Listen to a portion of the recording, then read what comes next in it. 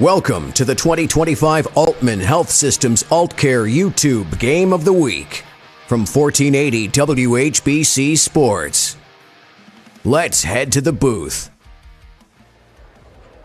And good evening, everybody. Welcome to Blue Streak Stadium here in Hartville as we get set for our WHBC YouTube Game of the Week, presented by Aultman Health Systems and Aultcare. Alongside Coach Thom McDaniels, I'm Frank Cilona. So glad you're with us as we kick off the Federal League season tonight with two good ones, the 3-0 Lake Blue Streaks and the 3-0 Perry Panthers. Should be a good one tonight, Coach. Absolutely, and the fact that it's the Federal League opener for both of them just adds significance to the outcome of this game tonight.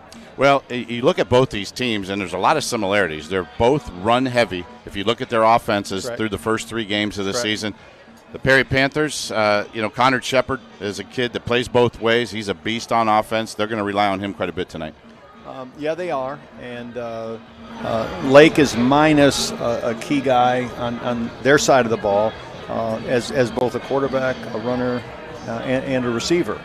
Ty DeGeorge is out, as we know. One of the things that I'm interested in seeing, because Lake believes in quarterback-designed runs, are they going to use Quire, the replacement for DeGeorge? Are they going to use him as a runner as much as they would as if Ty was healthy? So we'll find out about that. But yeah, they're both they both favor the run, and they're both good at it. Yeah, and Davis Matson came in and replaced Ty DeGeorge last week. Kind of got thrown in there. He had an appendectomy earlier in the year, and it's taken him a couple of weeks to get back. But they kind of threw him into the fire, if you will, last week because of Ty DeGeorge's injury. He came out looking great. He rushed the ball for 27 times. I don't think they really wanted him to run it that many times, but he did a great job, and they certainly are going to miss Ty DeGeorge. The young man was a running back, a quarterback, a receiver, returned punts, kicks. I mean, he did it all for Lake. He's going to be tough to replace, but they've got to move on. Yep, they do, and with a week of preparation, knowing that he's going to start, that's a boon to him. That's helpful to him and his confidence and so on and so forth. Well, the Perry Panthers, going back to them, a team that we know this has been well documented over the years, especially with Keith Wakefield. They love to run the football. Right. But Spencer Leno, now the head coach, has changed that a little bit. And you're looking at, Camden Traharn, who actually throws the ball quite a bit now, and they're kind of opening up the offense, if you will. So it's a little different look of the Perry Panthers. You're not just looking to stop the run now, you've got to stop the pass. I had a conversation with Matt Leisure, who's a former player of mine at McKinley, who's an offensive line coach for Perry, and he talked to me about what they want to do on offense, and they want to run power, and they want to run counter, and they want to establish the run, and then the play action from all of those looks, or most of them, or some of them, when you can run it real well, play action is awesome. Yeah. All right, well, it should be a great game tonight. The Panthers and the Blue Streaks here from Blue Streak Stadium in Hartville. Looking forward to it. Stay tuned. The kickoff will be next. At Aultcare, we care about your well-being and the importance of being well. You deserve access to the best in healthcare. With over 16,000 providers in network, Aultcare makes it easy for you to find a local provider you can trust. Our services are focused entirely on you. Aultcare's team of local physicians, nurses, dietitians, pharmacists, and more are available to help you navigate the healthcare system to receive the quality care you deserve. We take your healthcare personally because you matter. For over 60 years, Friends and Family Credit Union has proudly served Stark County. We provide financial services to anyone who lives, works, worships, or attends school in Stark County. Whether it's a loan, savings, checking, or other financial services, now more than ever, it's time to bring a friend into the family. Come visit any of our 3 locations, online or our mobile app. Our focus is always you, the member. This is Brian Bailey of Old Carolina Barbecue Company. It's pigskin time in Northeast Ohio, and you know that Old Carolina is the official barbecue of football. So if you've got plans to gather at a tailgate or in front of a big screen TV, be sure your buffet line is full of hearty party food. We've got tender hand-pulled pork to make all-pro sliders and hickory-smoked deep-fried wings that will score big points with your party guests. We're covering football fans at our 3 convenient locations in Canton, Massillon, and Alliance. Order online today at oldcarolina.com. Life happens at full speed. Your internet should too. Introducing MCTV Accelerate Fiber, the fast, reliable internet that keeps your family seamlessly connected. With speeds up to 1 gigabit, Accelerate Fiber is perfect for work, play, and staying connected with loved ones. MCTV, fast, reliable, built for the moments that matter most. Upgrade today and experience the difference. Visit mctvohio.com or call today. Today's leftovers are tomorrow's hot dog toppings. The leftover dog. We Sugardale dog dare you. Yum, yum, yum, yum, yum, yum. We've all had a foot long, but who amongst us has had the courage to attempt a foot high? Stack it high. We Sugardale dog dare you. Yum, yum, yum, yum, yum, yum.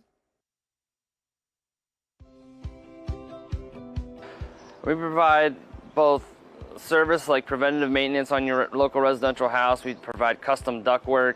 We do residential and commercial HVAC, and we do refrigeration for restaurants, for gas stations. We can fix your furnace or we can fix your rooftop at your place of business themselves. Also, it's the comfort of your home. I mean, you want someone that's experienced and done it all to make sure your home is comfortable and the temperature you like it.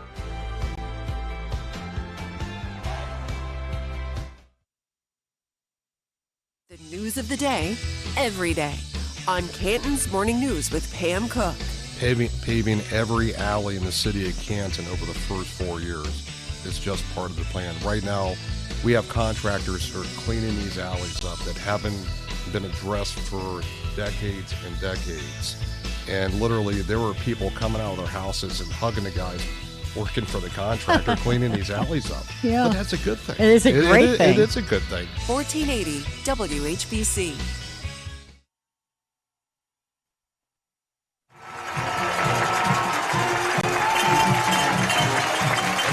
And welcome everybody to Lake Blue Streak Stadium. Tonight it is the kickoff of the Federal League season between the Lake Blue Streaks and the Perry Panthers. I'm Frank Cilona, joined by my color analyst Thom McDaniels. Bob Jeffries, our statistician here tonight, on-site engineer Nick Zappolis, and our whole crew of Claxon Communication, video producer Casey Claxon. Guys, excited for the first night of Federal League action tonight. Both teams 2-0 as we go into this one, and 3-0. I'm sorry, and looking for a good ball game, Coach. Absolutely, we've got a great crowd. You know, which is befitting of the weather conditions and the fact that we've got two undefeated teams. You know, great crowd on the Lake side, a really respectable crowd. It's not done filling up on the Perry side. And a lot of people standing along the fence to the north. So they're excited to be here, and so am I. Reminiscent of the old days when we used to pack those stadiums when Coach Thom McDaniels walked the sidelines, and it is certainly the atmosphere that we have here tonight. The Perry Panthers will receive. Lake won the toss. They deferred to the second half. So Lake will go out there and kick it off to the Panthers. And doing the honors, J.P. Moorhead is the kicker. He's a senior, 6'2", 180 pounds. Back deep for the Panthers. Tall kicker. Nasir Foster. Got leverage. Yes, he is.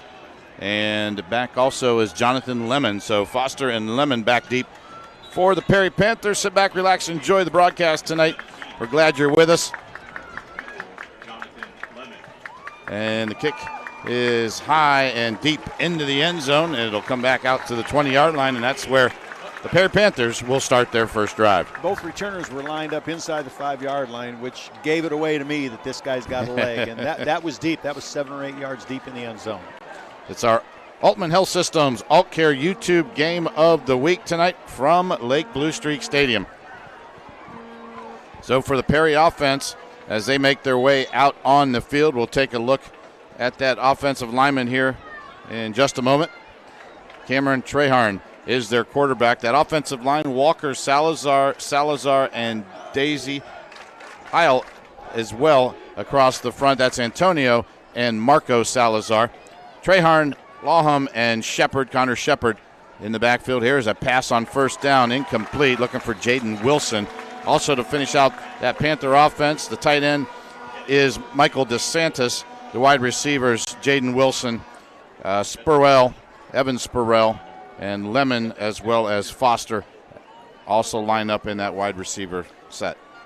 Both teams identified themselves as three-man fronts defensively, but on that snap, Lake had 4 defenders on the line of scrimmage, probably out of respect for Perry's ability to run the ball. Panthers now send a man in motion. That is Foster. Nazir going to get the tap, and what's going on here? Oh, we got a flag. Looks like a motion. Yep. Yeah, pre-snap penalty against Perry. Looking at that Blue Streaks defense, Salzwimmer, Kutsera, and Mitchell across the front. Widener, Hammer, Billiter, and Talkington are the linebackers.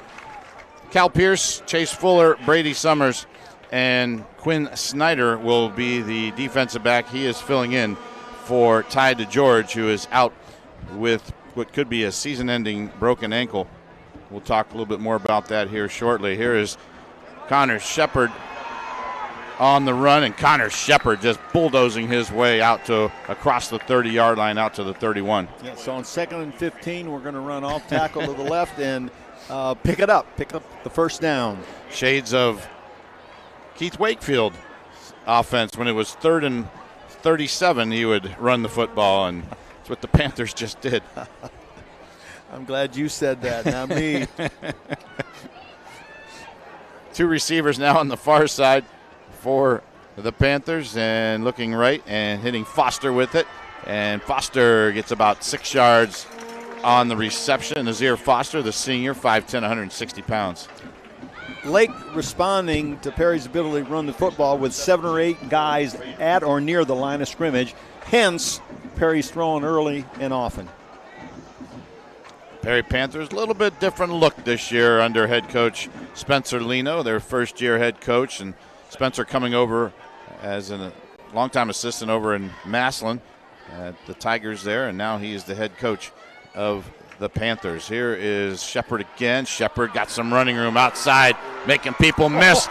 Jumps over one and still on his feet inside the 30-yard line.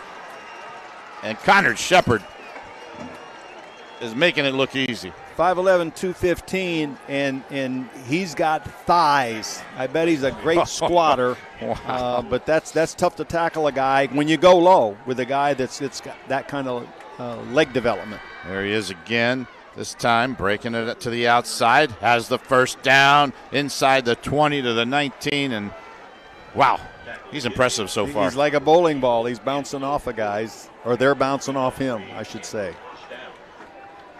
Connor Shepard. Bobby has him for 60 yards on 3 carries. It's pretty good average. Pretty good 20 average. 20 yards per carry. I'll take that. Absolutely. All right, we got 2 receivers on the near side. Now we're going to put them both in motion and reset everybody. Foster in the slot there. Treharn hands it off. There is Shepard again. That time just about 2.5, 3 yards. Perry shifting out of a standard formation into a little bit of a bunch set to the left. That's where you have 3 receivers lined up close to each other and close to the 5 linemen. Yep. It manipulates the defense, and then they run the other way. Coach, you were talking a couple weeks ago about the H-back bringing you to the football. Right. I'm just wondering if any of that will be happening here with the Perry Panthers. Treharn in trouble. Gets away from one, and not enough. And he goes down back around that 27-yard line. Good pursuit there by the Streaks. Talkington was in there. Lake responds to the play-action pass attempt by Perry by bringing pressure. Quarterback wanted to roll out to his left. He couldn't break contain. He circled back to the right, and they're negative. How many yards, Bob? I lost 10. Angelo Wood, the man on the stop there. There's a pass to Foster. Nazir has a little bit of running room, weaving his way inside the 20 to the 16-yard line, but a flag comes in late. That's a good call on third and that distance. Yep. It's a screen pass to the wide receiver. I think we've got probably a blocking infraction on Perry.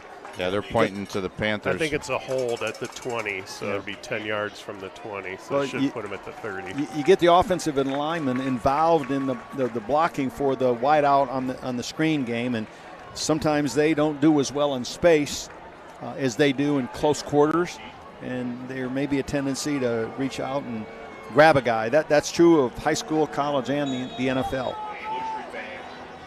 Caleb Lawhon was in there. He left. So did Connor Shepard. So that leaves Jonathan Lemon in the backfield.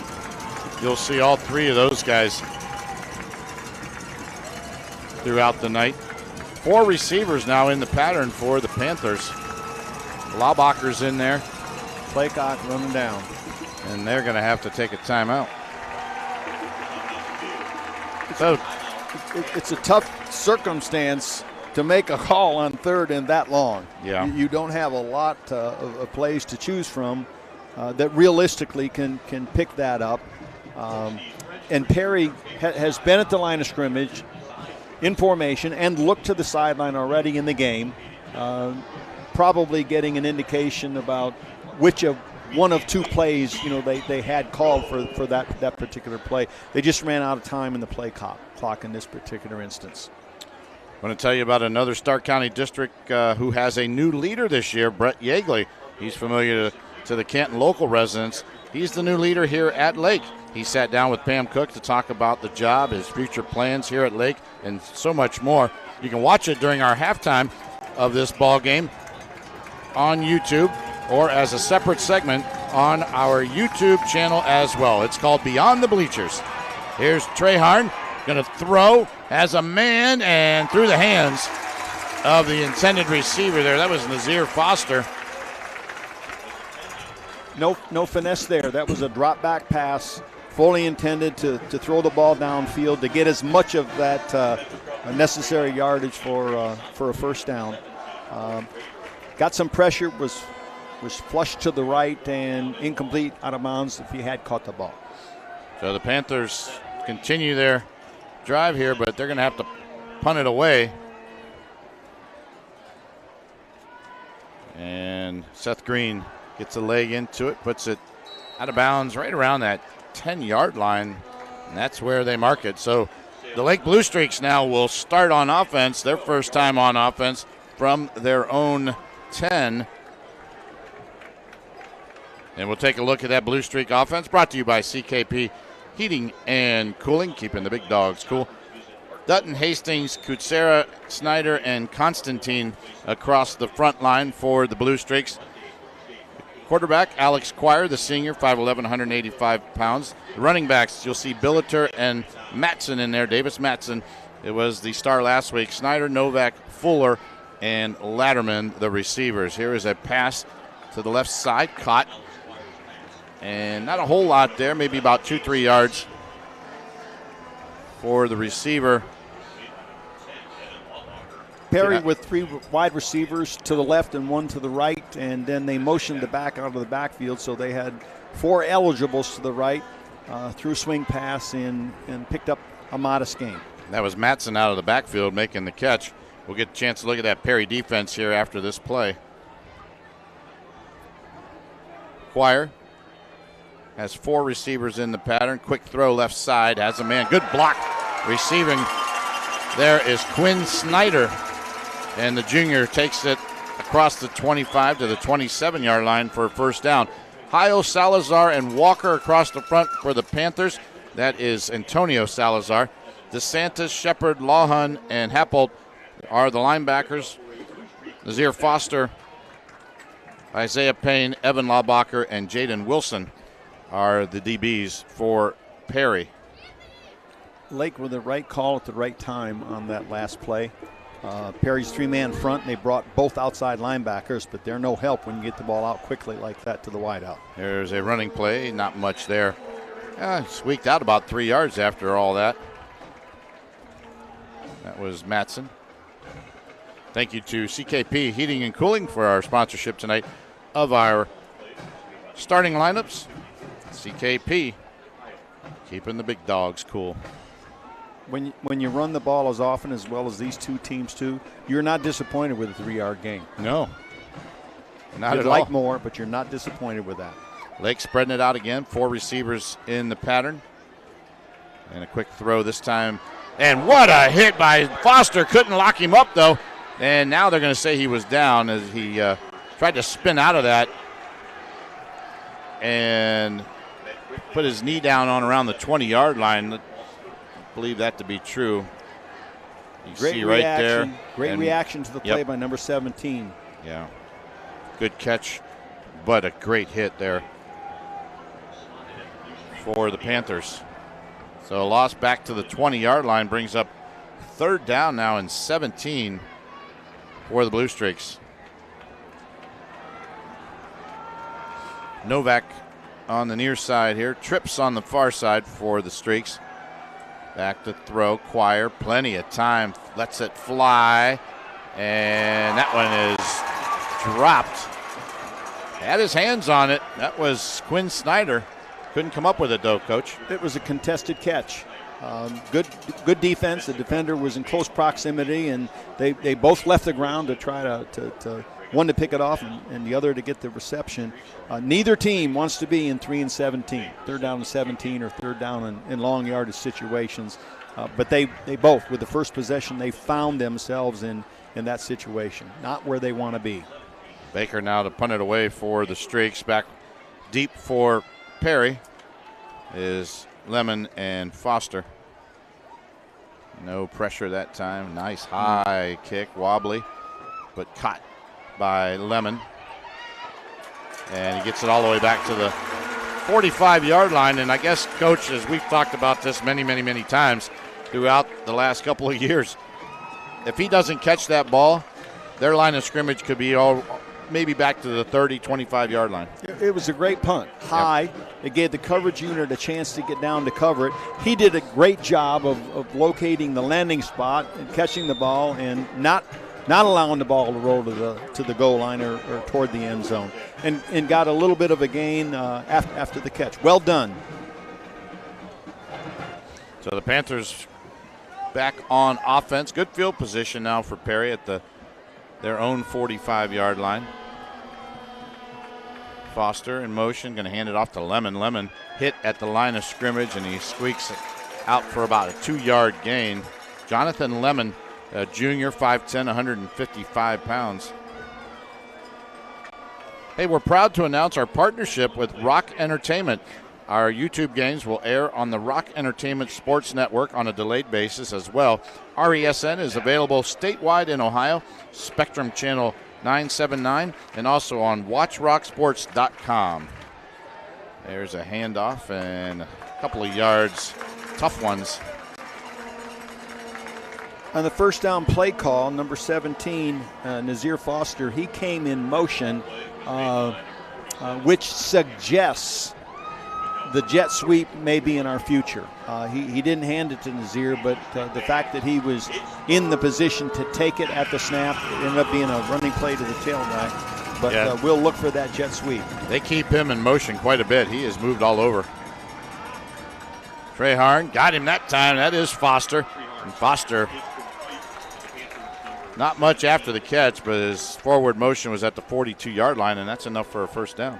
And that's the 42-yard line of the Blue Streaks. That's a staple curl flat with a third deep receiver route that they call, and they hit the curl for the big gain and the first down.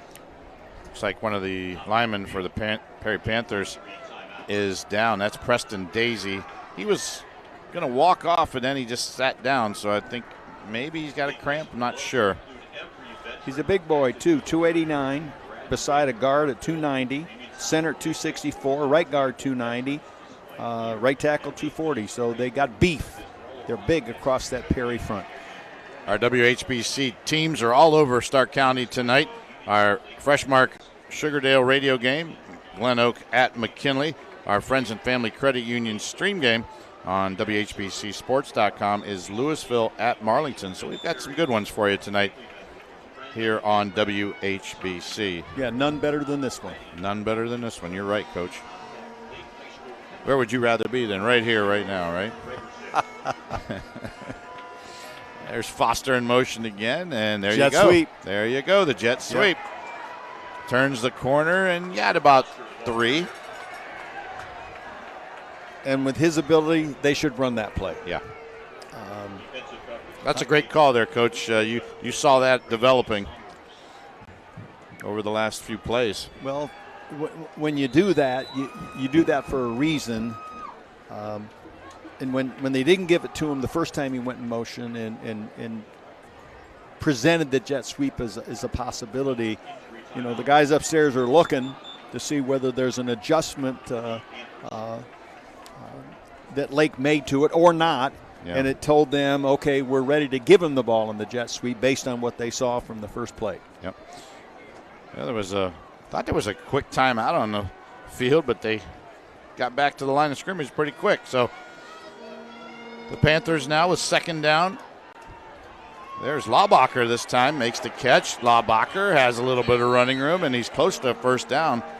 And he has it at the 31-yard line. So nice job there by Evan Laubacher, the senior, 6'2", 185 pounds. Yeah, he had contact early by number 14, Brady Summers from Lake, but he couldn't make the tackle and got what they needed for the 1st down. So the Perry Panthers on the move here with 4:18 to go in the 1st quarter. They're adjusting into that tight bunch set. There's a quarterback design run. Yes, sir. There he is, and not bad. Picks up about 5, maybe 6 yards. Let's see where they spot Treharn and move him to the 25-yard line, so pick up a 6. He's capable of that. Anytime you have a design quarterback run, it's because your guy's capable. And both teams represent that tonight. 78 degrees at kickoff. Clear skies here. And what a beautiful night for football. Treharn going to put Rappold in motion. Now here comes another one. That's Foster, and then they hand it off to Lemon. Big hole up the middle. Lemon all the way to the 10-yard line. You see the complement of the jet sweep motion. Yeah. Lake's aware of that, and then they hand the ball to the back and get really good blocking by the right side of that Perry line. The left pulling guard. It's a power play, and 24's got some quicks. There's still a little bit of that hint of wing T there, all that misdirection stuff. There's Treharn again, going to give it to Shepard, and Connor get about a yard there. 2 backs in the backfield for Perry that time. Power play left. It's week 2 for the Cleveland Browns, and it's another divisional matchup. The Browns visit Baltimore to take on the Ravens on Sunday.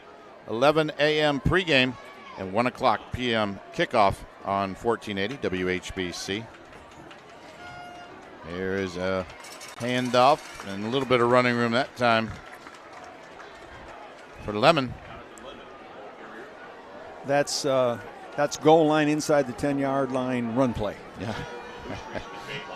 Clock winding down, 2:20 and counting here, 1st quarter. Pretty quick moving 1st quarter.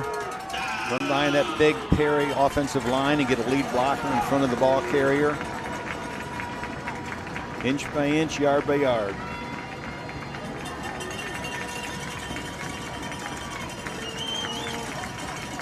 Two receivers now, one far side, one near side. Here is a handoff. Shepard, Connor into the end zone. Touchdown. 6-yard run by Connor Shepard. And the Panthers strike first. Running through tackles to get that done.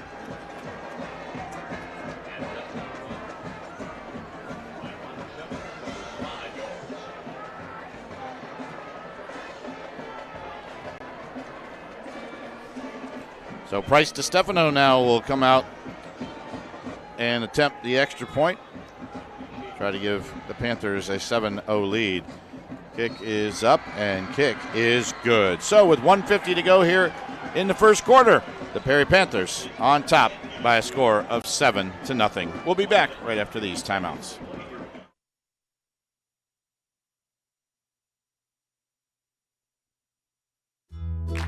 With Bell Store's Bell Buddy Rewards, you save in-store and at the pump. New members receive 20 cents off per gallon as a welcome gift. Everyday savings are made easy. Instantly enjoy 3 cents off per gallon just for being a member. When you spend $25 in store, unlock an extra 5 cents off per gallon on your next fill-up. Buy 5, get 1 free. Track your drinks and earn free coffee, fountain, icy, and espresso with drink clubs. So start saving today. Download the Bell Stores app and sign up for Bell Buddy Rewards.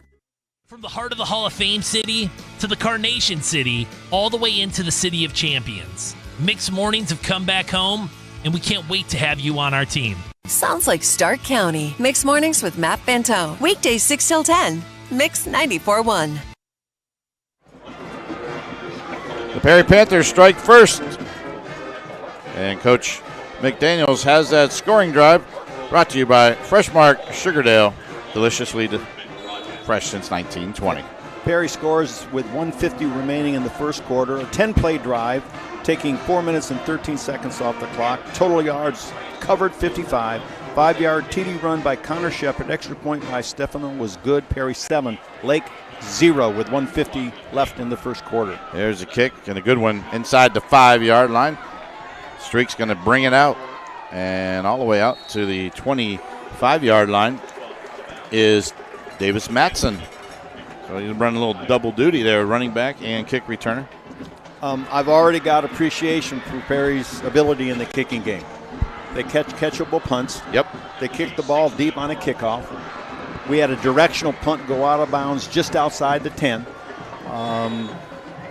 But when you've got a kicking game functioning that well, they've got the specialists to do it in the coverage unit. No, that's good. Yeah. That's a bonus, for whatever they are on offense and defense. They've got good talent in the kicking game. That special teams coach gets an A+. There's a handoff. Matson, not much running room. In fact, he got hit behind the line of scrimmage. Somehow they marked him out to about the 26-yard line. Official line of scrimmage was the 24. Lake a little smaller than Perry across the front from left to right, left tackle across, 280, 220. The center's 220, right guard 225, right tackle 220. Not as much beef along that Lake line as Perry has. Yeah, you got big old Antonio Salazar right in the middle there at 290. Second down and 8. Quire going to throw, has a man, and nice catch. Gets out of bounds. And that is number 4, Quinn Snyder. Well executed timing route. Quarterback took his drop, hit that back foot, threw the ball before the wide receiver was out of his break. It's tough for that corner to defend that. Yeah, I mean, it wasn't bad coverage there by Jaden Wilson. It just was great timing. Yep. Like you said. So good protection. Good protection, too. It's a first down for the Blue Streaks. Their second possession of the game. Under a minute to go here in the first quarter. There's a handoff. And a little bit of running room that time for Matson. Gets it out to about the 39-yard line. Davis Matson running through tackles to get that gain. That young man had a appendectomy week 1 and wasn't able to play and kind of was forced into some action last week because of the injury to Ty DeGeorge. And I'll tell you what, you talk about next man up. He did a fantastic job. Here's another running play. Not much that time. Kind of lost a yard. But he actually ran the ball, I think I heard 27 times last week. It's good to be a quick healer. Yeah. Well, football injury or appendectomy. You and I are getting an appendectomy. We're out about 3 months. He's out 2 weeks. Speak for yourself. That's the end of the first quarter. And our score, the Perry Panthers 7, the Lake Blue Streaks nothing. We'll be back after these timeouts.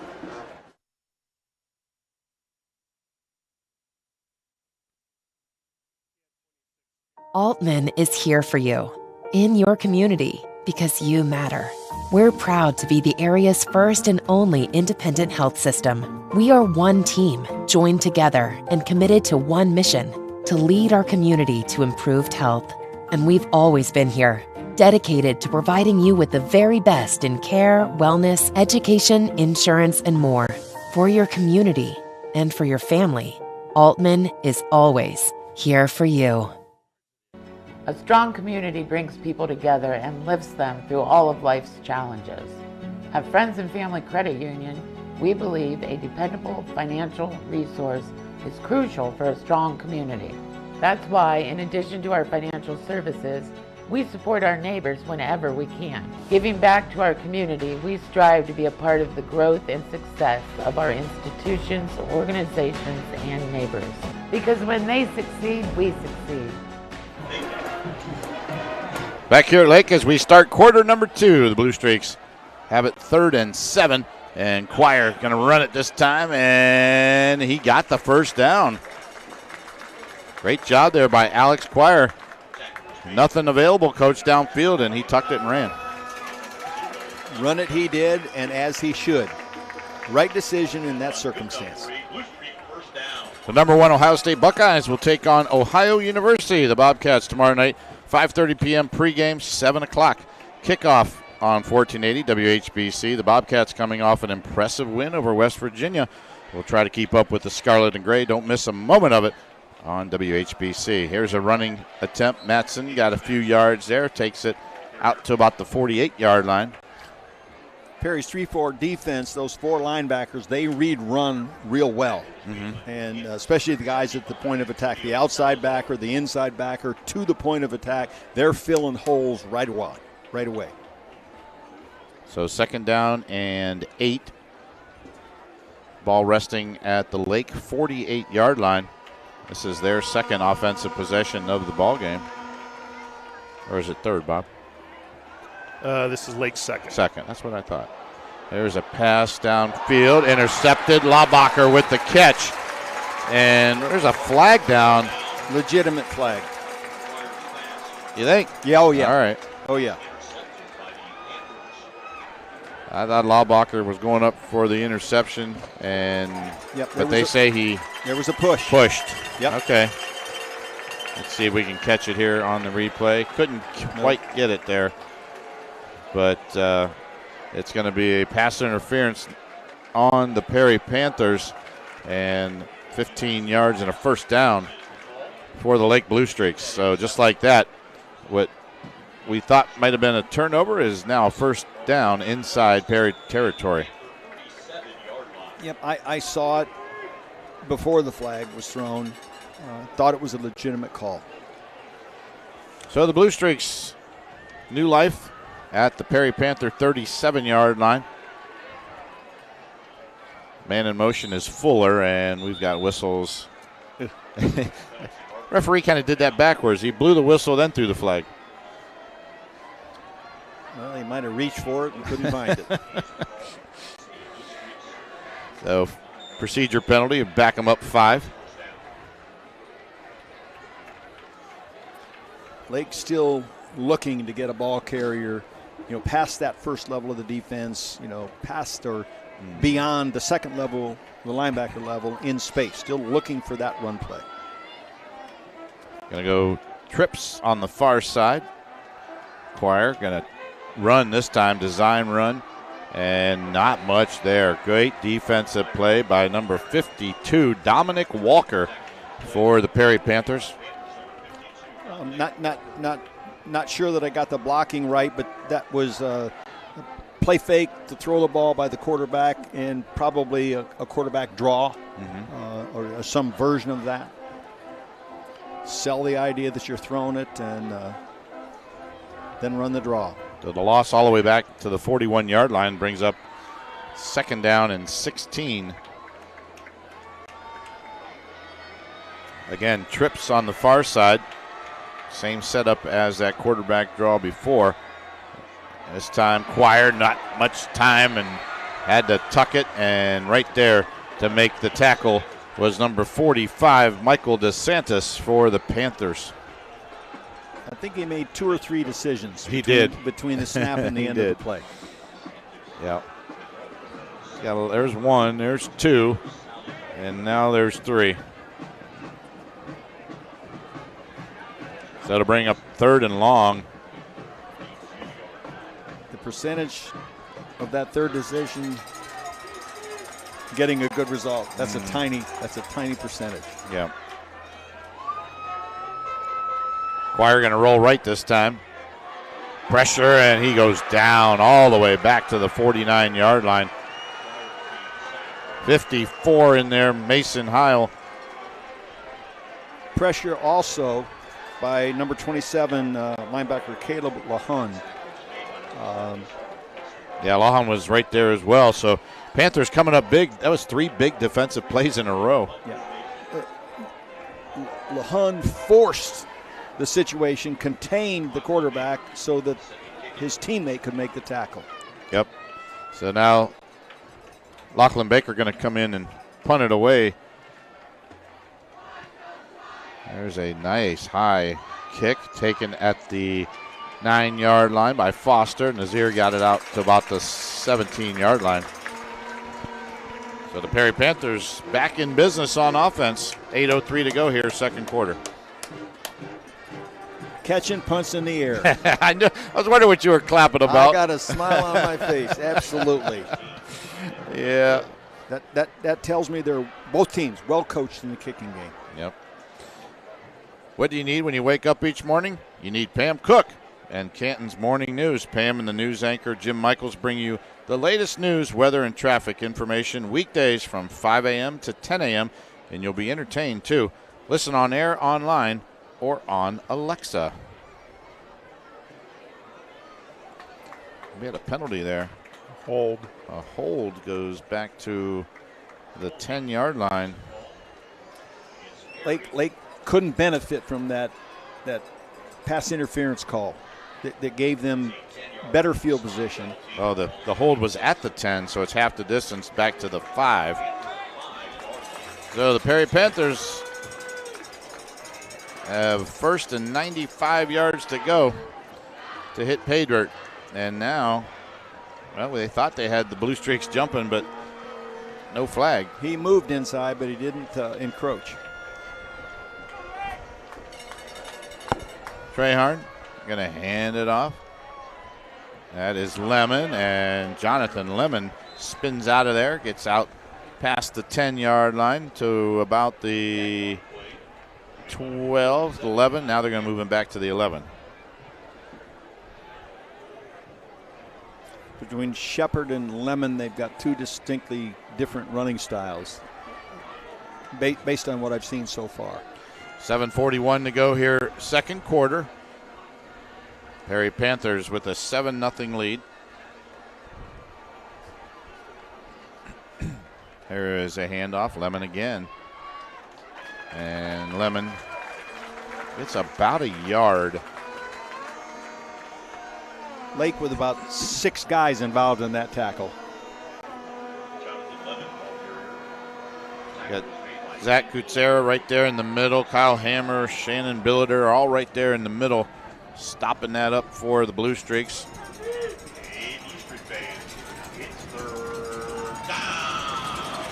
Third down now for Perry. It's 3rd and 3. There's a handoff. That's Connor Shepard. Shepard all the way out to the 15-yard line. It's going to be close. Oh, he fumbled the football, and the Blue Streaks have it. I didn't see that, but it was clear on the other side of the field, and Shepard lost the football. Let's take a look. Well defended at the point of attack, forcing him to bounce it outside. And somewhere in the melee, the ball comes out. Yeah, you know what? Braden Talkington stripped it from him. I don't even think the ball hit the floor. I think Talkington took it right out of his hand. A la Maurice Claret. This is an early must-score possession for Lake. So the Blue Streaks are back on offense with an excellent opportunity here. The ball at the 14-yard line. Here's Matson. Davis has a couple of yards there, takes it to the 13-yard line.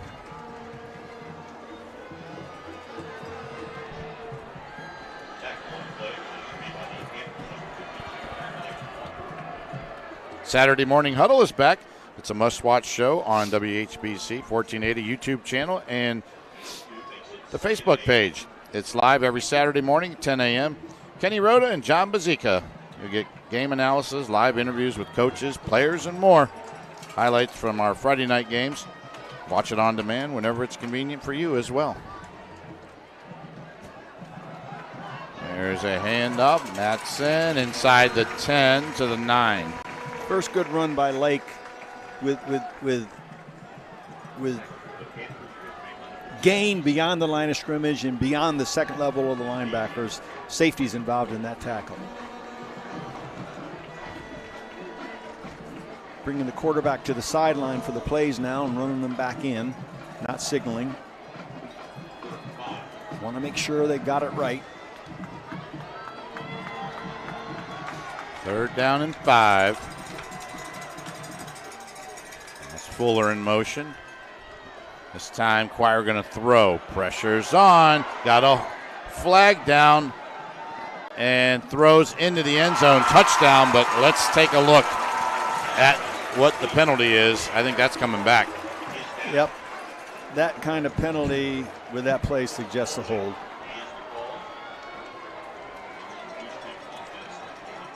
Flag dropped at around the 19, 20-yard line, so that's where it happened. Once again, that was a second or third decision. Yeah. You know, from snap to the end of the play. Every once in a while, I mean, if they didn't have the flag, they got a good result, but they had the flag. Yeah. But whenever a quarterback scrambles like that, you know, the offensive linemen, you know, don't know that he's doing that, and they sometimes reach and grab, you know, knowing that the way the defender's acting, that something not designed is happening behind them. Yeah, long 3rd down now, 3rd and 15.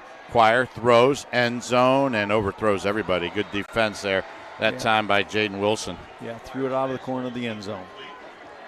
Our referee tonight, Carl Davidson. Our umpire is Chris Loudermilk. The head linesman is Kevin Zink. Line judge Nathan Hinderer. Our back judge is Andrew Zink.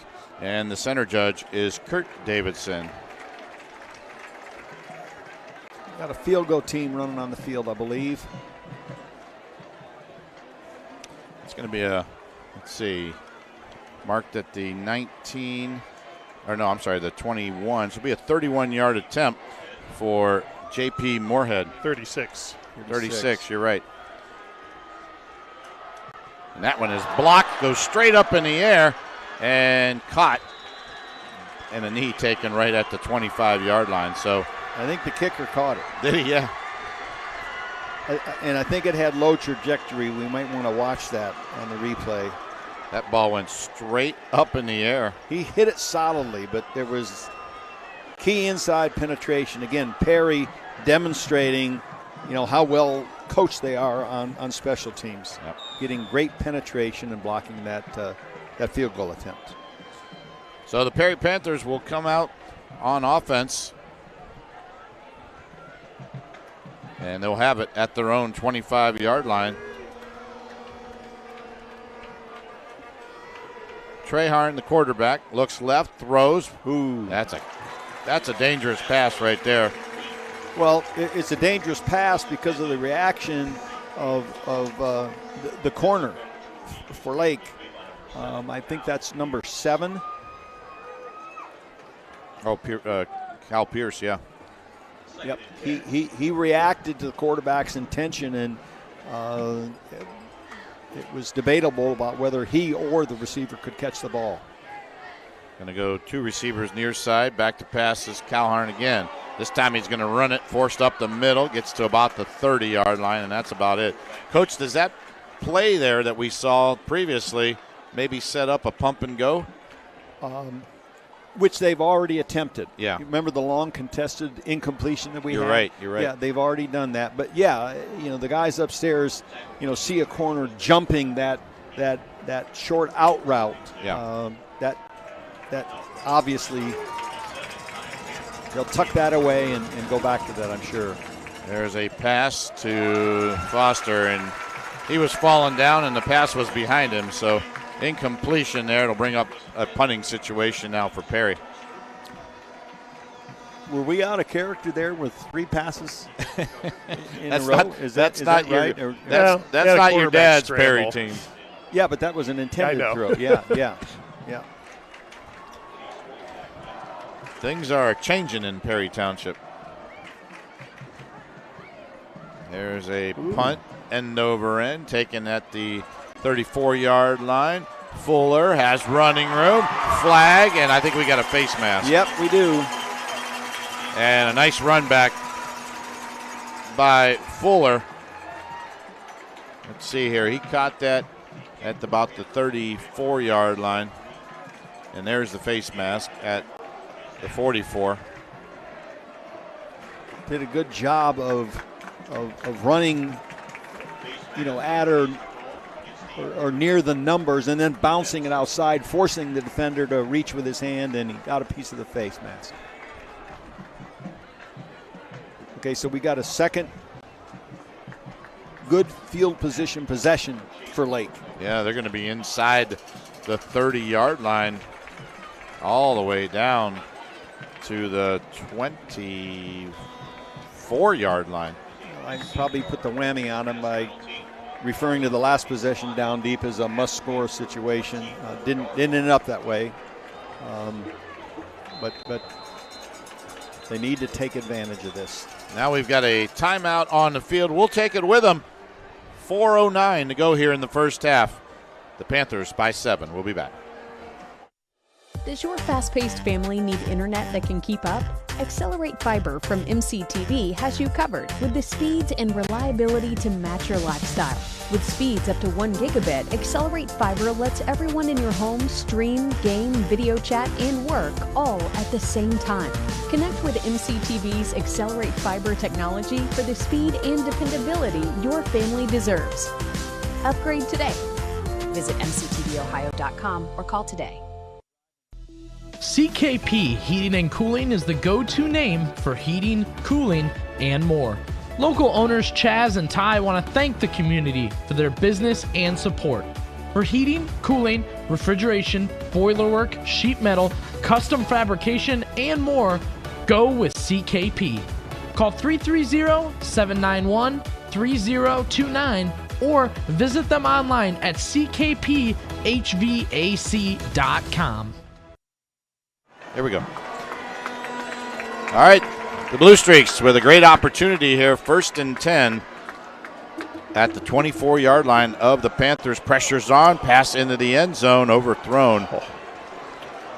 He had separation from the defender, I was too. just going to say he had some separation there. Yep. But overthrown. A little pressure coming in on the outside, both edges for the Perry Panthers. Well, he got hit, at the release of the throw, but a well-thrown ball, and that was 6 unless the receiver dropped it. But it was overthrown by quite a bit. Well, Quinn Snyder will run in the play from the bench this time. So brings up 2nd down and 10. 2 receivers near side. Perry showing pressure. Back to pass choir again. We've got motion, I think. As a receiver there was moving, and that one is caught, but this one's coming back.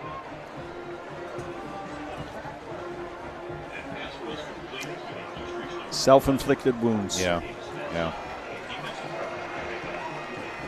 I saw it happen, but then I thought maybe he's not going to call it, but then he did. One, a possession can be a drive stopper, and we've had more than one. So all the way back now to the 29.5-yard line. They've got to get it inside the 15 to about the 14 for a 1st down. So it's going to be 2nd down and 15 here. Nobody has enough answers for these long yardage situations, and we're seeing it with Lake tonight. Choir has a man, and a nice defensive play there by Lemon. Jonathan Lemon coming up from that DB position, making the stop. Got him back to just inside the original line of scrimmage. Brings up 3rd and long now, 3rd and about 8. This may be a decision for the coaching staff here too.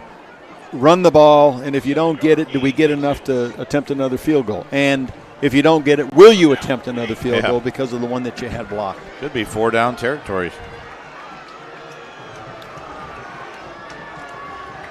Yep. Pryor looks left, throws. That one over the hands of Quinn Snyder. Had him. Yeah. Had him. That would have been a first down. Now it's decision time for Dan DeGeorge. They had the right play call. This one's going to be close to a 40-yard attempt, but looks like they're going to go for it. Yep. The execution always trumps the call. And that time it wasn't good enough. They're going to think about it with 3:48 to go here in the first half. Dan DeGeorge says, come on over here, boys. Let's discuss it. So gives us an opportunity to let you know that our segment coming up at halftime is called Beyond the Bleachers. Another Stark County School District has a new leader this year, Brett Yeagley.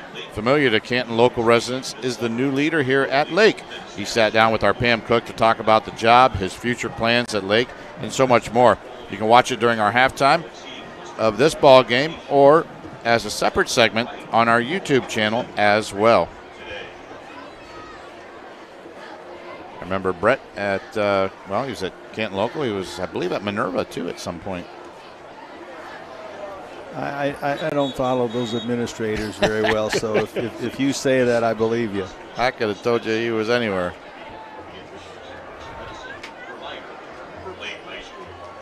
Frank Cilona, Hall of Fame coach Thom McDaniels, Bob Jeffries, our statistician, the Claxon communication crew, Casey Claxon leading the way, Lillie Perez, Trevor Lake on cameras, Andrew Hughes as well, and Nick Zopoulos is our engineer. There's a pass into the end zone, touchdown, Blue Streaks. That was the deep sideline hitch and go there, and the corner bid on it. Quinn Snyder got behind the defender and hauls it in for the touchdown. And the Blue Streaks are on the board, and a time well spent during that timeout. Yes. J.P. Moorhead on for the extra point, but we've got a flag before all that. Corner Jonathan Lemon, number 24, was beat on the play, and the safety tried to overlap and help with the throw, but couldn't get there in time. Oh, illegal shift. I was wondering what that was. So they decline it. And extra point is no good. Moorhead misses the extra point, and Perry leads it by 1. 3:42 to go here in the first half. Perry Panthers 7, the Lake Blue Streak 6. We'll be back after these timeouts.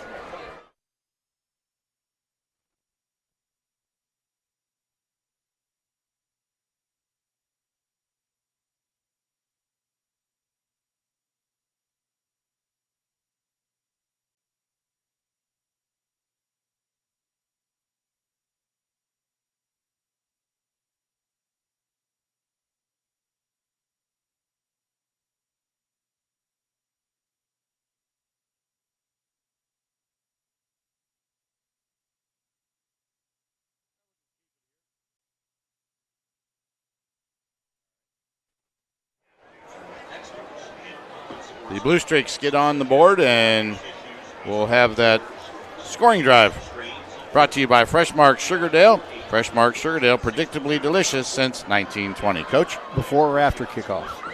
Let's do it. Let's wait till after the kick. Okie doke. Keep that thought. Predictably delicious since 1920. Here's a kind of a pooch kick. That one's going to go out of bounds. So it gives us time for that scoring drive. Coach? Yes, Lake's scoring drive took 3 minutes and 42 seconds of the second quarter. They did it in 4 plays, time of possession pretty quickly, 27 seconds, total yards 24, 22-yard TD pass from Quire to Quinn Snyder. The extra point was no good. So a couple of miscues in the kicking game for Lake. A blocked field goal and a missed extra point give us a 7-6 lead by Perry with 3:42 left in the second quarter. Low-scoring affair. I kind of suspected that a little bit when you look at these defenses and the strength of these teams. Well, and then we get another miscue in the kicking game by kicking the ball out of bounds on an attempted pooch. Yep. Yeah. Missed an extra point. Yeah, special teams. People do that, kick it short to try to get a guy to have to field it who isn't used to fielding it. Yeah. There is Treharn going to keep it this time and picks up about 5 yards. Cameron Treharn, the sophomore quarterback. He's 5'9", 166 pounds. Does a nice job for the Panthers running that offense for Coach Spencer Lino. Yeah, great fake by Jonathan Lemon, the tailback. He faked the ball to him, and he carried the fake out for 2 or 3 yards downfield to help get that quarterback gain. Going to go 4 receivers in the pattern. Pump fake, and down goes Treharn. Great defensive play there by number 55, the guy in the middle, Zach Putzera. Well, that was Perry's version of the pump fake and go. Yeah. But the protection did not hold up. You need a little more time, a little more protection, in order to execute that pump fake on the short route and then reload and throw the ball deep. He didn't have the time. 3rd down and 11 now for the Panthers. Plenty of time for the Blue Streaks if they can make a stop here. Here's a swing pass going out to Lemon, and Lemon gets it out to the 35-yard line, and a flag comes flying in. Got a hold against the Panthers. Yeah, I think this might be a hold on one of the wideouts responsible for blocking on that swing pass. What do you do here? Do you decline it or do you take it? It's 4th down and 5. I'd want the ball back. I'd decline it. I mean, it would shock me if Perry went for it. With that field position with a 1-point lead. Yep, they do decline it. So it'll be 4th down now for the Panthers. So that'll move the football. Well, it's at the 35-yard line now. The Lake Blue Streaks are going to take a timeout. Spencer Lino conferring with the official before taking the timeout. Perry has 1, and Lake has 1 timeout remaining as well. Hey, we're proud to announce our partnership with Rock Entertainment. Our YouTube games will air on the Rock Entertainment Sports Network on a delayed basis as well. RESN is available statewide in Ohio, Spectrum Cable Channel 979, and also at watchrocksports.com. Check out the website for replay times. I saw a commercial today about that, had our listing on there, so that's kind of cool. That is cool. Get our games out all over the state of Ohio. That'd be kind of good. Let some people know how good these Stark County teams are. I got people in California who listen. Yeah. And watch. Well, we got text the other night. Yep. Ted Bowersox. Ted Bowersox texted us. He'll be excited his name was mentioned 2 of the last 3 weeks. That's right. Yeah, I know Bill Coolidge sent me a text earlier today, a Perry guy. There is a kick going to go. Oh, my goodness, what a great roll inside the 15-yard line. Fuller got nowhere to go. No. And he's going to take it at least out to the 10, and that's it. That was a very good directional punt. And it couldn't be caught in the air. And so the returner's got to make a split-second decision about, do I let it continue to bounce? Yeah. No. So I think he did the right thing by picking the ball up, but he needed to get vertical north and right south, away rather than horizontal. Yeah, he went all the way back to about the 4-yard line right there, almost 3-yard line. East and west is horizontal, Frank, okay? East North and and west. south is, Yep. I agree with that. Vertical, horizontal. All right, the Blue Streaks with 2:06 to go. They're going to hand it off to Matson and Davis Matson. A little bit of running room there. Yep. Like to see him get just past that linebacker level. He like to see if he could. Squeaks one out there to about the 26-yard line, a first down. So a couple of running plays, and Matson, who has 31 yards, I think, Bob, on 9 carries. Yep. North-south running, very much inside, not much outside attempts. Quire looking deep, lets it fly, has a man overthrown. Boy, he's got an arm. And looking for Quinn Snyder that time. And again, we had an open Lake receiver with some separation. Yep. Stick around, our Bell Stores halftime report. Keeping the family on full. We'll keep you full with some stats, analysis. Pam Cook's story beyond the bleachers. She'll catch up with Brett Yeagley from Lake Local Schools. There's a lot of good stuff for you coming up at halftime. A minute 21 away. There is Matson, and Davis got hit right at the line of scrimmage, squeaked forward for maybe a yard or two. Clock running down, 1:13 left in the second quarter. Our crews are everywhere tonight. Our Freshmark Sugardale radio game, Glen Oak at McKinley. We'll get you some scores at halftime. Friends and Family Credit Union stream game is on WHBCSports.com. You can listen to that on demand as well. Louisville at Marlington. So a couple of good matchups tonight. But no one better than this one. Quire going to let it fly. Down the field, has a man, but it's intercepted. He threw it a little short, and Nazir Foster made a nice adjustment. Sometimes, and I'm not saying that's the case here, but sometimes when you overthrow, you compensate, on the next long attempt perhaps, and end up with an underthrow. Again, the receiver had separation, and with a well-thrown ball, they had a chunk play and or a touchdown. About 45 yards in the air. Yeah, he's 3 or 4 yards beyond the nearest defender. Yeah. But a little short, and Nazir Foster makes the catch. So the Perry Panthers, 39 seconds. Let's see what they want to do here with the football. Normally a Perry team would just throw it, or run it, and that Nazir Foster catches it at about the 47-yard line. The pick amounted to a good punt. Yeah, you're right. 33 seconds. Lake would be delighted to go in at half, 7-6 behind.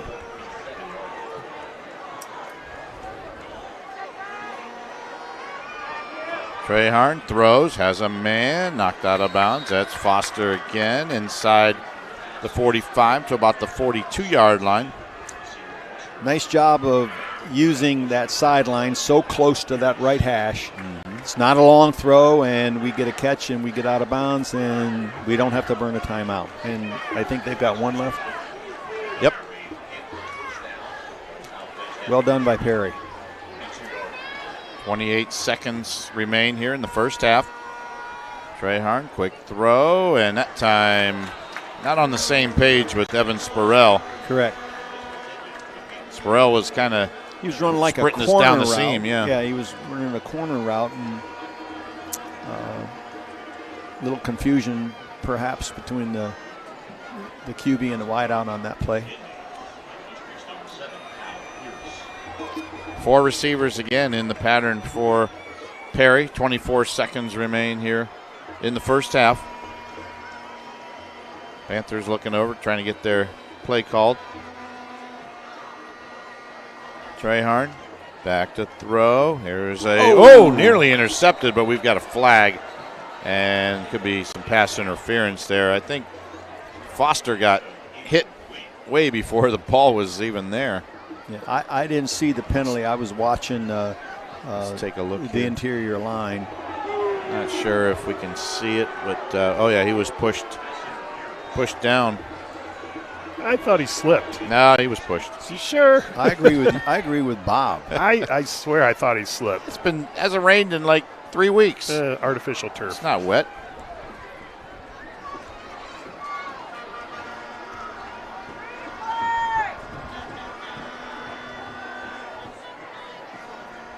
Our referee down there, Carl Davidson, says he was pushed.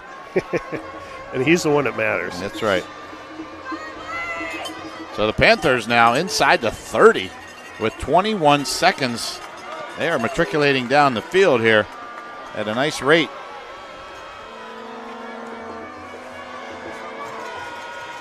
And they still have the timeout in their pocket, right? Play clock at 8, yep. There's a quick hitter outside. And Foster, what a move! Foster into the end zone, touchdown, 27 yards. Wait, I think he stepped out. Nope. Nazir Foster. Oh my goodness, what a play. Keep that one in mind for our MCTV play of the game. Foster makes that inside move, and Coach. Yeah, the Lake defender expected him to go out of bounds, and he didn't. Yep. And he put a move on him, and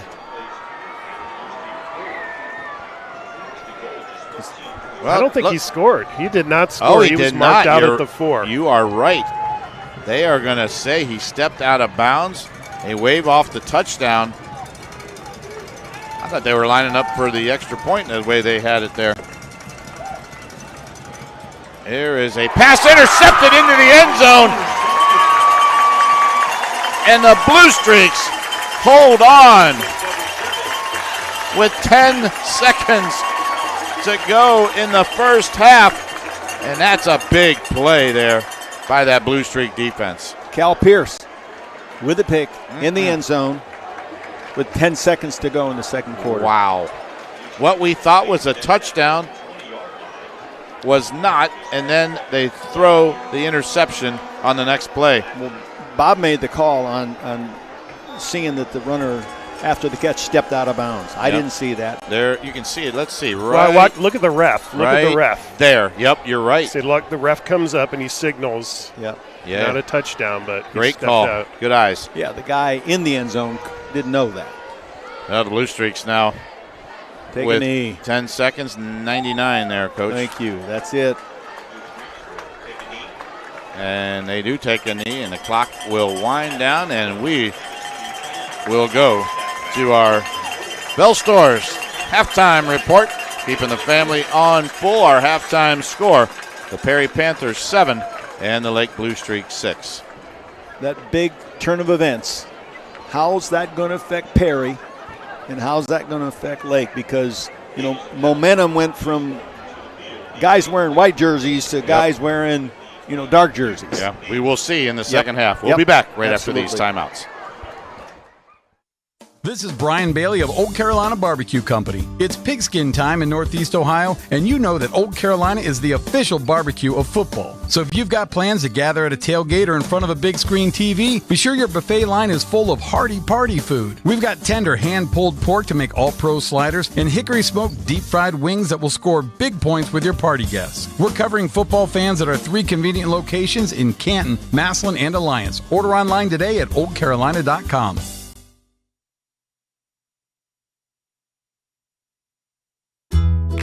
With Bell Store's Bell Buddy Rewards, you save in-store and at the pump. New members receive 20 cents off per gallon as a welcome gift. Everyday savings are made easy. Instantly enjoy 3 cents off per gallon just for being a member. When you spend $25 in store, unlock an extra 5 cents off per gallon on your next fill-up. Buy 5, get 1 free. Track your drinks and earn free coffee, fountain, icy, and espresso with drink clubs. So start saving today. Download the Bell Stores app and sign up for Bell Buddy Rewards.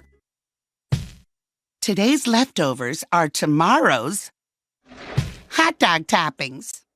The leftover dog. We Sugardale dog dare you. Yum, yum, yum, yum, yum, yum. We've all had a foot long, but who amongst us has had the courage to attempt a foot high? Stack it high.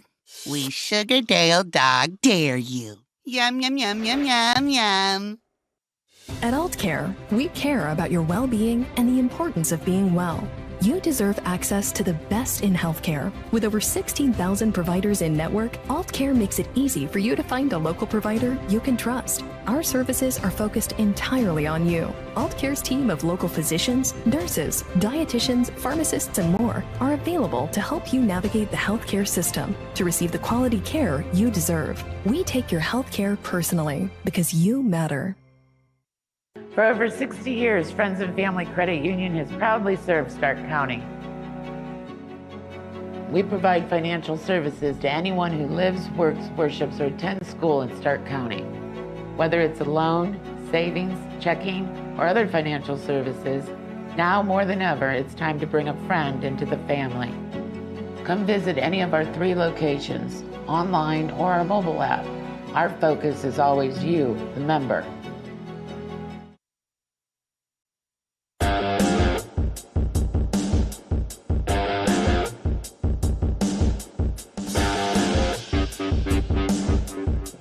Welcome to another edition of Beyond the Bleachers. I'm Pam Cook, and boy, we're going to have a great time today finding out more about Lake Local Schools because they have a new superintendent, and his name is Brett Yeagley, and we want to welcome Brett in now. Hi, Pam. How are you doing? I'm doing great. How about yourself? Oh, doing great. It's been a great start to the school year. Really excited to be here with you and excited to have you guys covering our game here tonight. Congratulations on your new post. Has to be an awesome feeling. What a great community to be in. Yeah, absolutely. It's been wonderful. And I've been very, very fortunate in my life to have the opportunity to work, with some amazing people. As a principal at Minerva and a teacher there at Marlington as an assistant principal. Obviously, the last 4 years at Canton Local, and now to just come here to Lake. I have been blessed, and there are just so many good people around our county and our community, and Lake has been amazing. I've been welcomed here and have loved every moment of it. So was it a little intimidating at all to have to fill the shoes of Kevin Tobin? Oh my gosh. You just have to accept there is no such thing as filling the shoes of Kevin Tobin. I mean, that's one of the things that made this job so appealing is, not only just the great community, the great schools, but the leadership they've had with Mr. Tobin. And then if you go back before that with Mr. Wendorf here, there has just been some outstanding leadership here in this district, and to have the opportunity to be there and to work, it's been great. I've already been told I cannot do the Go Blue Streaks with the same Brooklyn accent that Mr. Tobin had, so I don't even try or go from there with anything. But yeah, and I have to say, Kevin was amazing in helping with the transition. He's just a great man, and so proud to get to follow and just get to be here in this district after him. So you started August 1st. Just talk a little bit about, the things you've learned so far. Yeah, I'll tell you what, it's just how committed everyone here at Lake is to making this a great school district. I've been so amazed by our parents. I've been at our booster club meetings for athletics. I've been at some of our elementary PTO, our primary PTO, starting up a robotics PTO, going to band boosters, here the night before the game here. We just have so much support for our kids, and it's just truly a blessing to have that. And I've been really impressed with the community leaders as well, getting an opportunity to work with our fire departments, our police departments, our village council, the Lake Township trustees, just all of us kind of pull together to just make sure we're doing everything we can to support our kids and our community. And that's been a big part of what I've been doing, is trying to meet people, build relationships, and just see ways we can work together to support our kids. So what do you see down the road? I mean, everybody always has a vision, when they go to a new place, and especially when you're the leader. But, what kind of thoughts do you have on that? Well, I think one of the things we have to do is, and we talk about this, like, we have so many great things that are already in place. I mean, I don't know if you just saw, but U.S. News and World Report just ranked Lake as the 50th best high school in the state of Ohio, the top in Stark County. there's so many activities and things such as our orchestra, our band, our choir, all of our fine arts and plays and things like that. And it's how do we make sure that we protect those opportunities for kids and keep looking for ways to get better. We are focused on, we brought the district motto of every child, every minute, every day. And we are focused on making this a place where every child walks in the door, feels seen, they feel valued, and they feel like they belong, because we think that's going to allow us to just continue to thrive. So it's really taking the great things that Lake's been doing, making sure we're protecting them, and just finding ways to be better for our staff so that they can be better for our kids. And, you know, we talk about sometimes the youth of today get a bad rap in some ways, you know. Yep.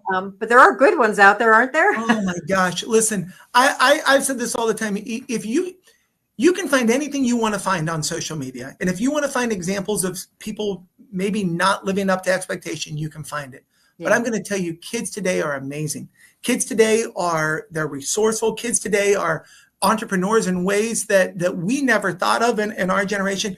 The kids today get a really bad rap. And then I would tell you, having had the opportunity to be many different places, we have great kids across this county, and the Lake kids have been phenomenal.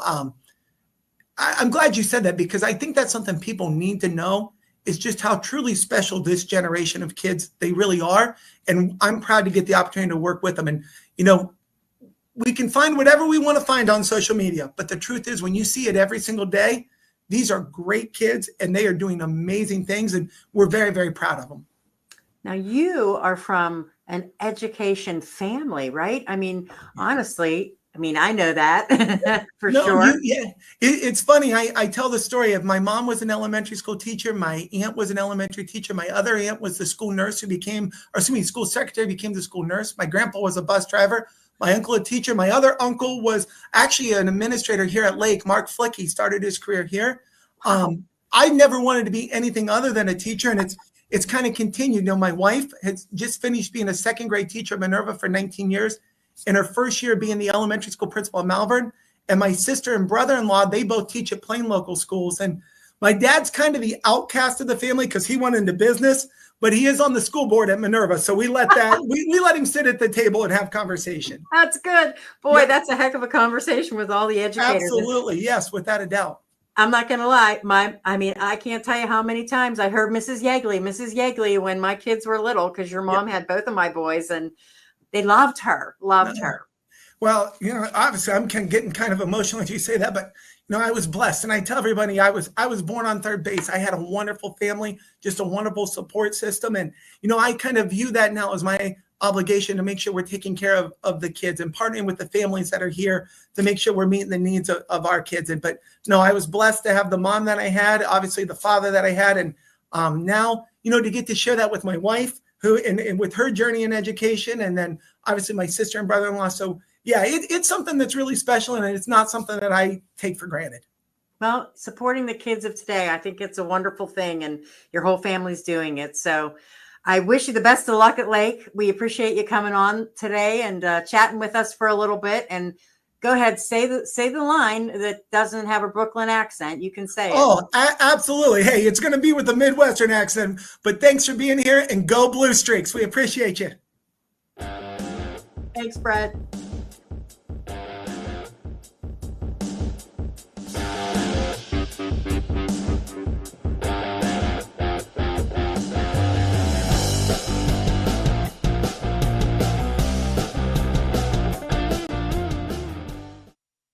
At Aultcare, we care about your well-being and the importance of being well.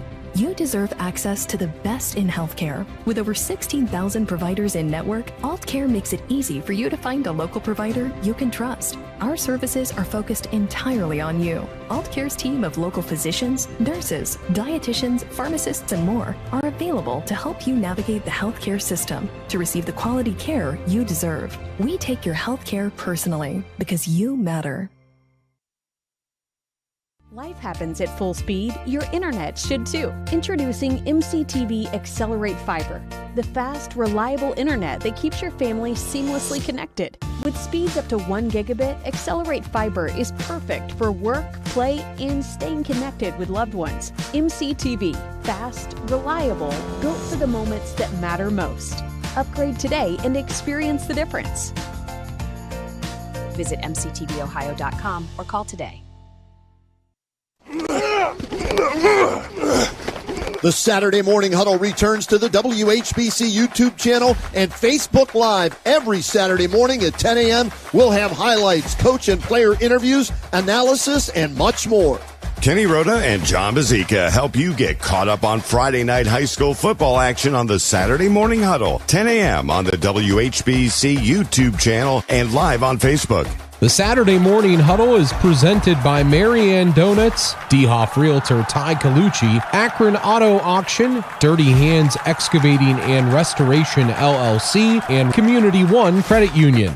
Subscribe now to our YouTube channel and don't miss a minute. Watch it live or on demand. Today's leftovers are tomorrow's hot dog toppings. The leftover dog. We Sugardale dog dare you. Yum, yum, yum, yum, yum, yum.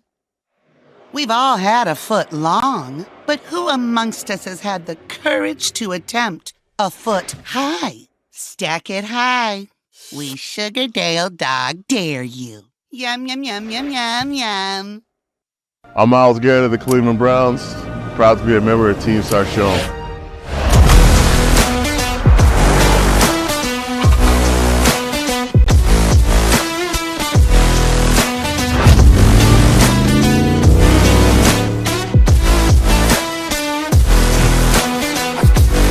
Join us in Sarchon Auto Group as we drive towards a brighter future. Because when we come together, on and off the field, we can accomplish anything. Community, teamwork, strength. That's what we're all about. The news of the day, every day, on Canton's Morning News with Pam Cook. Paving every alley in the city of Canton over the first 4 years is just part of the plan. Right now, we have contractors who are cleaning these alleys up that haven't been addressed for decades and decades. And literally, there were people coming out of their houses and hugging the guys working for the contractor cleaning these alleys up. Yeah. But that's a good thing. It is a great thing. It is a good thing. 1480 WHBC. This is Brian Bailey of Old Carolina Barbecue Company. It's pigskin time in Northeast Ohio, and you know that Old Carolina is the official barbecue of football. So if you've got plans to gather at a tailgate or in front of a big screen TV, be sure your buffet line is full of hearty party food. We've got tender hand-pulled pork to make all-pro sliders and hickory-smoked deep-fried wings that will score big points with your party guests. We're covering football fans at our 3 convenient locations in Canton, Massillon, and Alliance. Order online today at oldcarolina.com.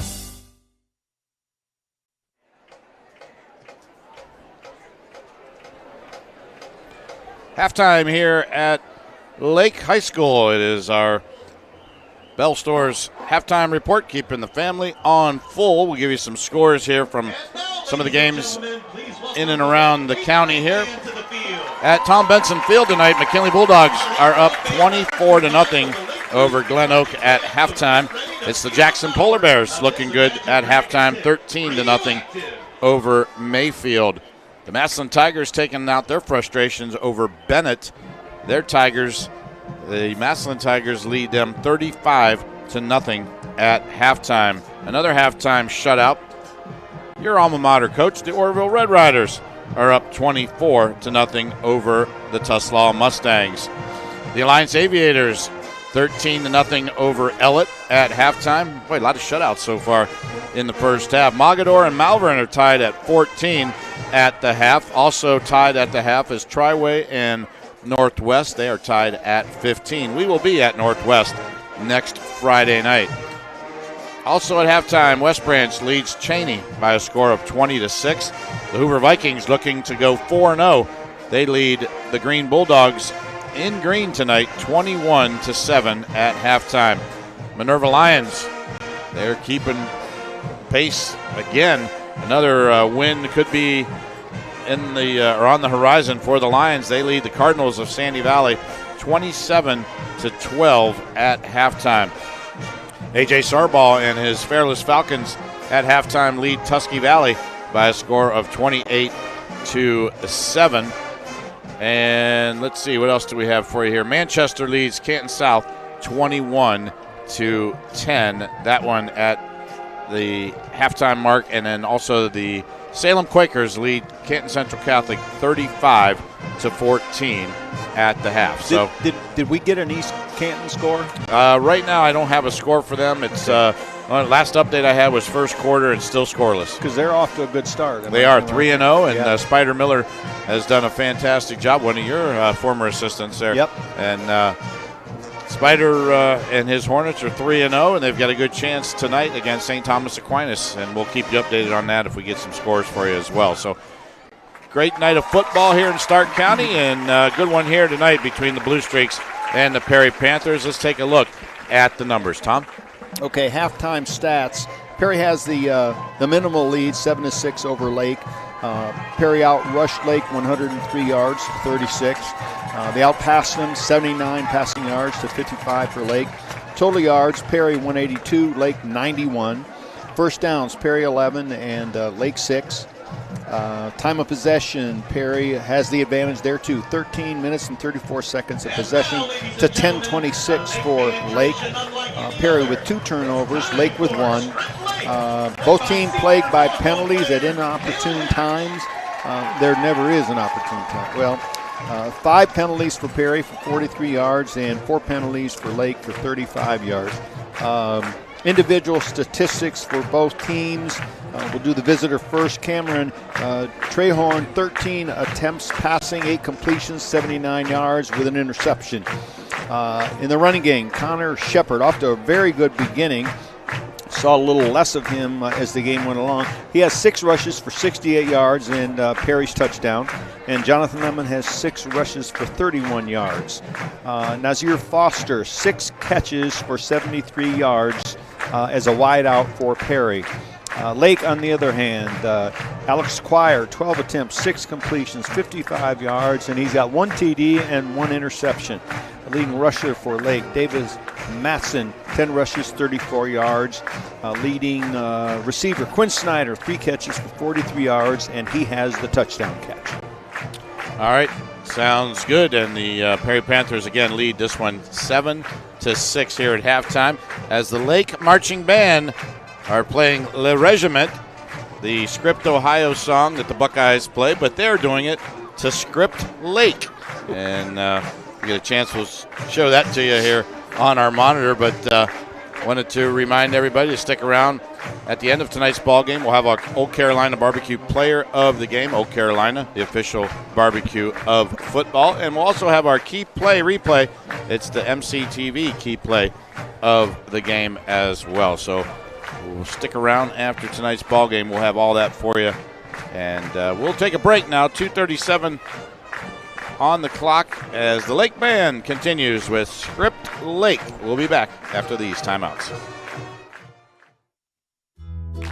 With Bell Store's Bell Buddy Rewards, you save in-store and at the pump. New members receive 20 cents off per gallon as a welcome gift. Everyday savings are made easy. Instantly enjoy 3 cents off per gallon just for being a member. When you spend $25 in store, unlock an extra 5 cents off per gallon on your next fill-up. Buy 5, get 1 free. Track your drinks and earn free coffee, fountain, icy, and espresso with drink clubs. So start saving today. Download the Bell Stores app and sign up for Bell Buddy Rewards.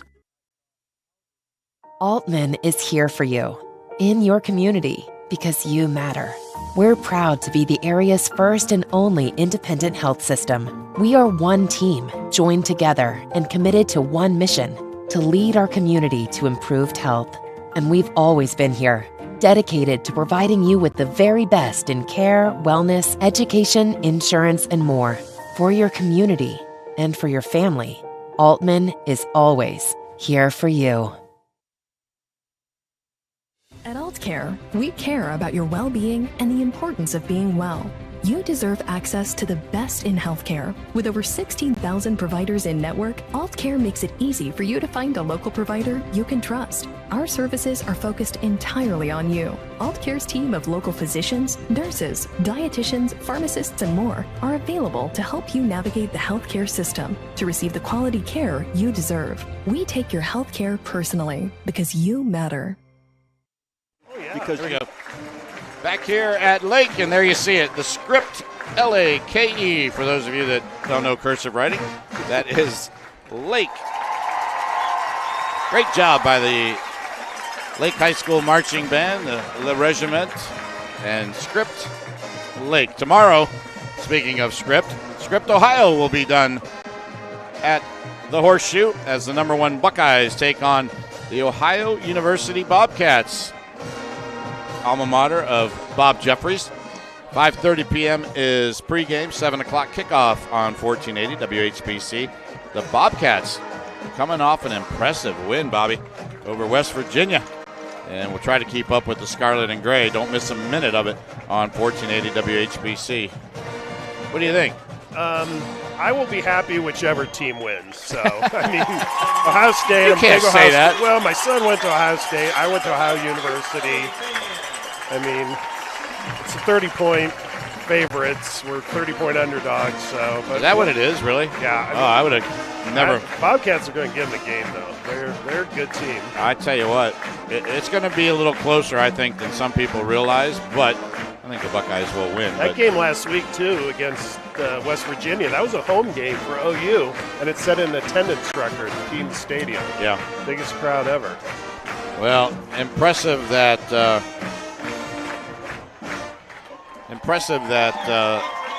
they were able to get West Virginia to come to Athens and play. They've gotten, what was it, last year, Nebraska maybe? There was a couple of big schools that they did a home and home with in order to get them to come to Athens, and it's been pretty deadly for those teams because the Bobcats have beat them both. It's not a long drive for West Virginia, so. Yeah. So longer drive home. Yeah, definitely. It is a long drive home. Coach, your thoughts here as we start the second half here in a few minutes. What does Lake need to do, first of all, to really stop shooting themselves in the foot and move the football? I think they were very fortunate to stop Perry there on that final drive before the end of the half, and really I think it's been Perry all night. Well, I think Perry has to manage their emotions and their disappointment about how the half ended. Yeah.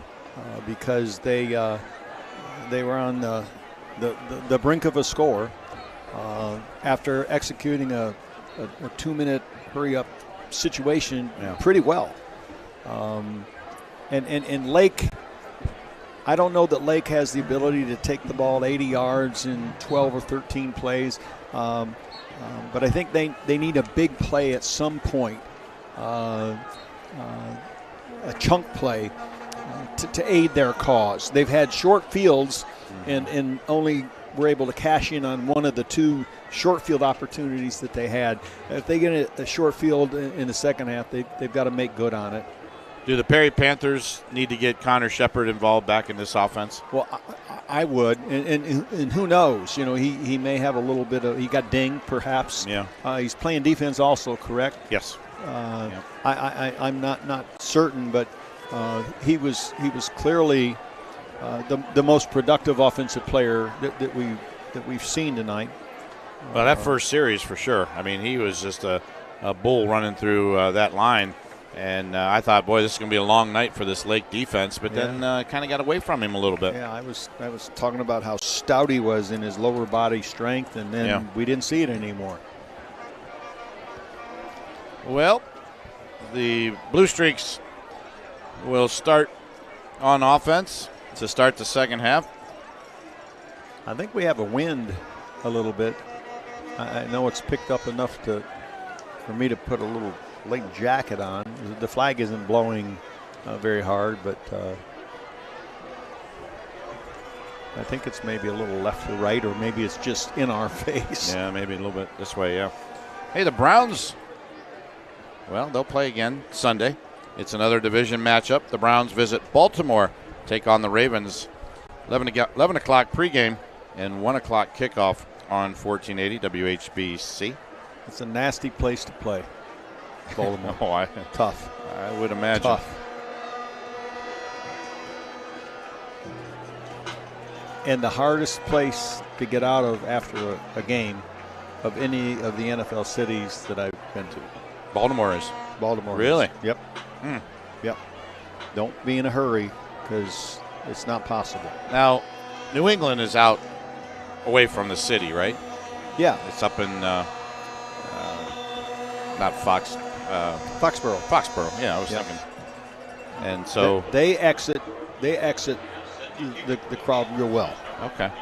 Here's the All kick. right, here we go. The kickoff of the second half is taken at about the 4-yard line. And coming out with it.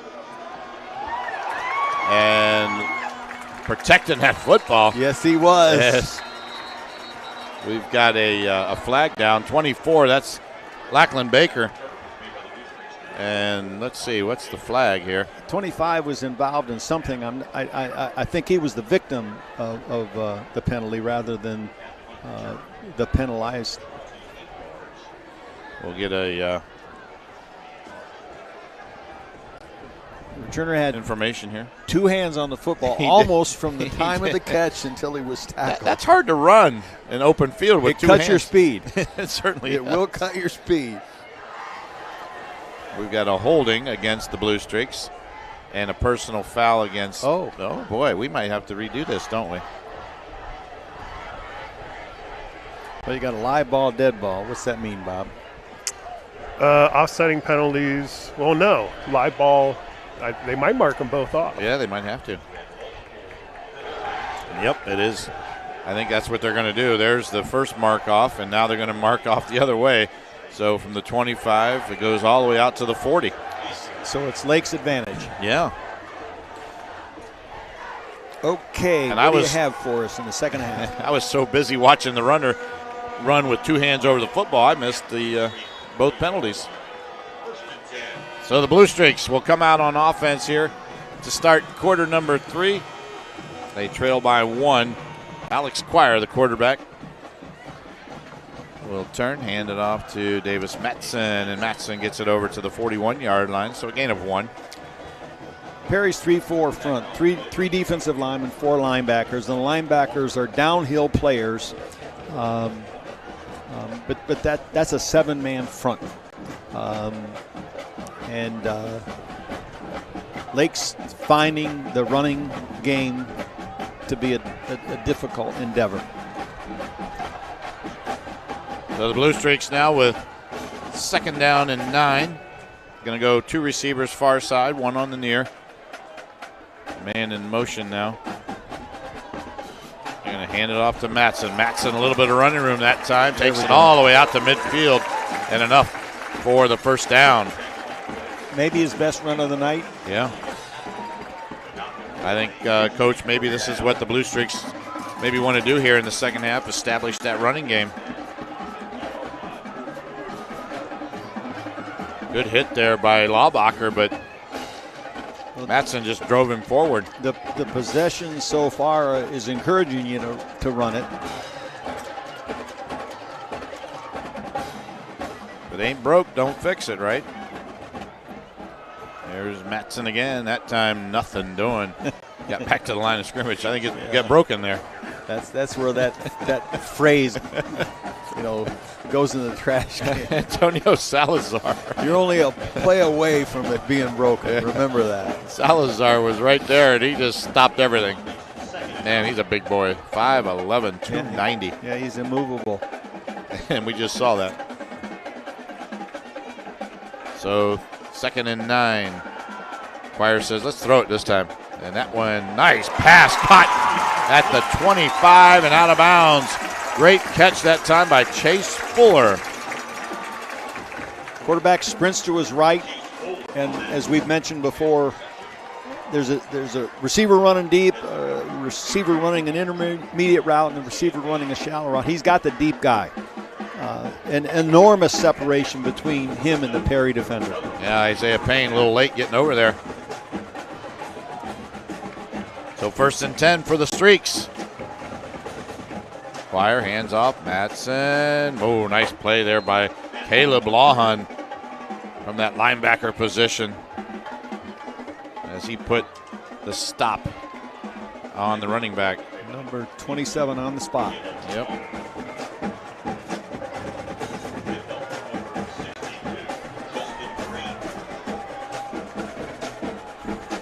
So a 2nd down now and about 11 on the half-a-yard loss there. Quire going to throw, has a man, and nice catch and a nice hit there put on beaten by 17 Nazir Foster, but a pickup of about 7-8 yards there. Brings up a 3rd down and 2. Lake's having the quarterback sprint out right, sprint out left to avoid the pass rush and the pressure from Perry. They seem to be pretty effective when they do roll him out. See Coach Dan DeGeorge there running into play.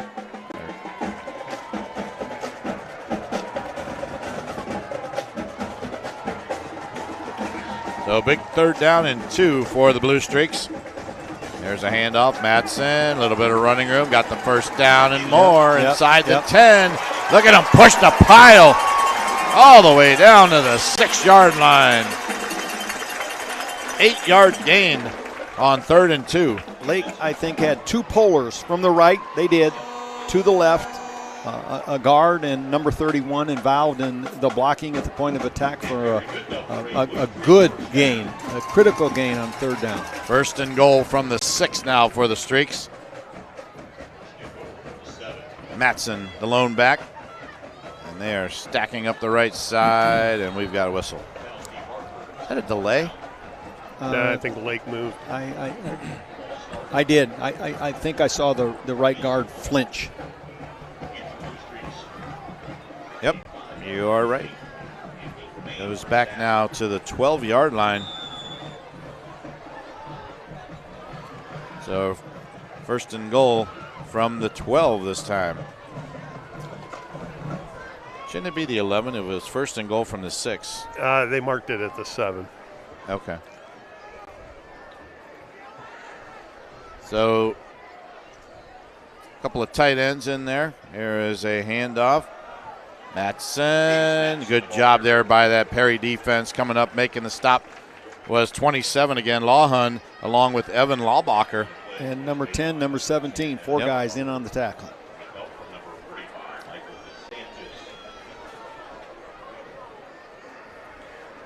So it's 2nd down now and goal from the 10.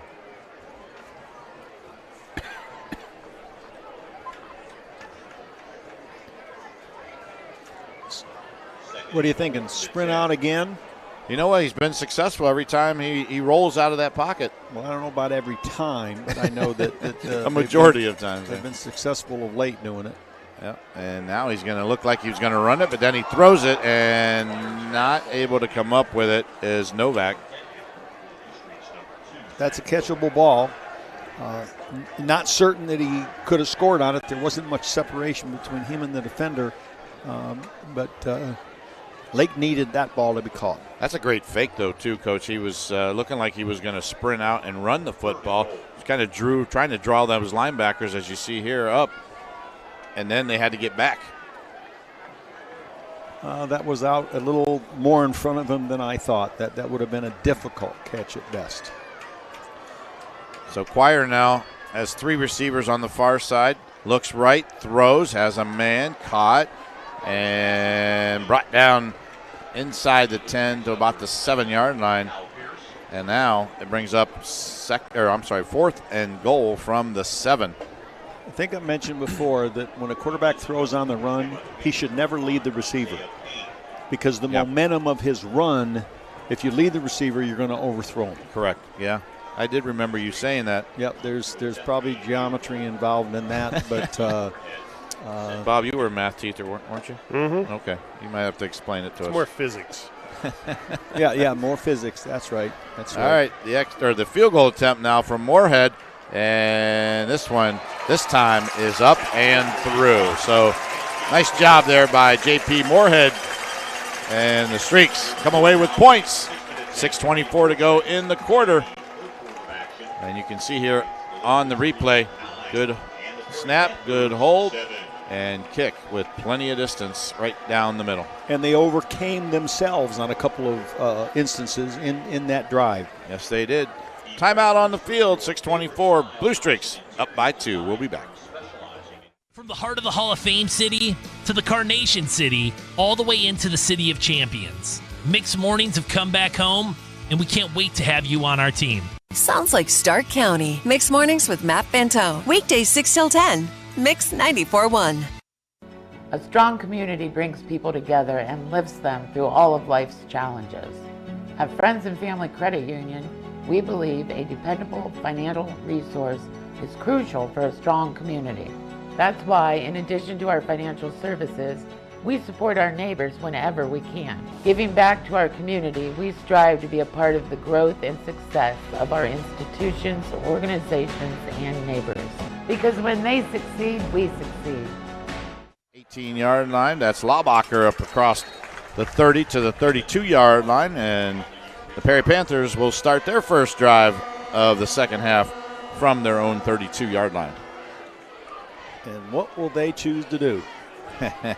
Well, good question. But before we answer that, why don't we take a look at that Freshmark Sugardale scoring drive, predictably delicious since 1920. Coach? Lake had the ball with their first possession in the third quarter for 6 minutes and 24 seconds. Ran or passed the ball for 11 plays total. Time of possession, 5 minutes, 36 seconds, 53 total yards covered. 24-yard field goal by J.P. Moorhead. Good. Lake, 9. Perry, 7. Hey, guess who just ran the football? Connor Shepard, all the way out to the 45-yard line. And another first down for the Perry Panthers. There he is again. Shepard, 2, 3. And he's pushed back, so they're going to say about 2 yards, maybe 3 on the carry. Coach, they may have hurt us. Not that. No, I had. Yeah, they don't need they don't advice need us. from me, certainly. Panthers kind of a little hurry-up tempo, don't you think? Yeah, I do. There is Shepard again, running room, 44-yard line, and a first down for the Panthers. He's a pile pusher, but on this particular play, he showed some speed. He's got to be over 100 yards pretty soon. An edge play, yep. 97. 97? Good call, Frank. On what, 9 carries, looks like, yep. Run it till he's tired and then let him run it again. That's right. Man in motion. And here's Shepard again. Connor just knocking people over. Boy, he hits people and they go backwards. 41-yard line. Second down and about 6. That put him at 101. Yeah, demonstrating some upper body strength there too. He got hit in the chest and the tackler fell off. 24 in to replace him, giving him a breather. Perry shifting around, getting set. We'll stack on the right side here. This time it's Lemon. A little change up there of pace. They fumbled the football. The Lake Blue Streaks are on it. Was he down or not? I did not think so. I don't think so either, and the Blue Streaks have come up big. A turnover, and Lake has the football right near midfield. Let's take a look here, Coach. Yeah, Perry's in that bunch set to the right, and they pull a guard, and one of those guys in the bunch set, 2 blockers at the point of attack. Oh, I don't know. Boy, he might have been down, but not my call. We couldn't tell from the replay. Not really. I mean, it's kind of mixed up down there, a lot of bodies. Well, he was between us and the ball, too, so it may have been coming out, and we didn't see that before it came out. First and 10 at the 49-yard line of the Perry Panthers. Lake Blue Streaks, there's a handoff to Matson, and Davis Matson plows his way to the 48-yard line. He's going to go home tired tonight, isn't he? He sure is. What do you got him for, Bobby?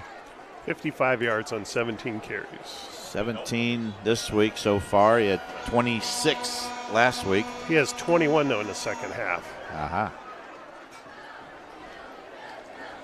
I meant carries. Well, 7 carries, 21 yards in the second half. That's a good average. Yeah, he's picked it up.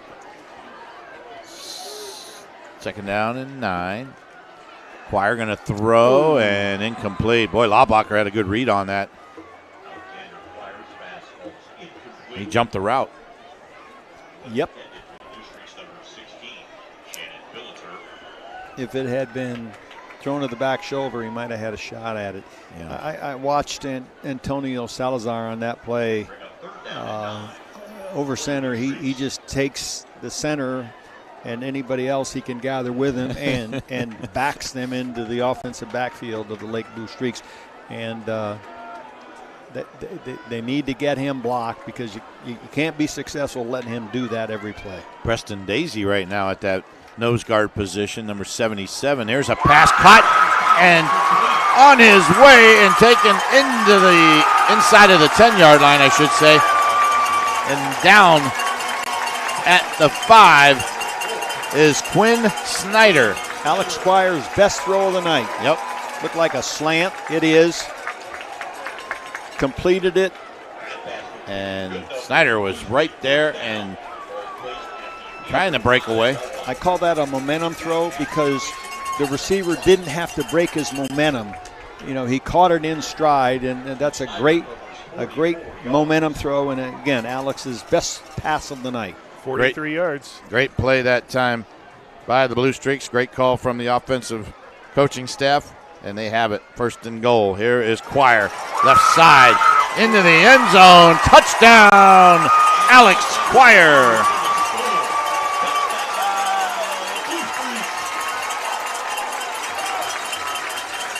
So the Blue Streaks take advantage of the turnover, and they punch it in. Quarterback designed run.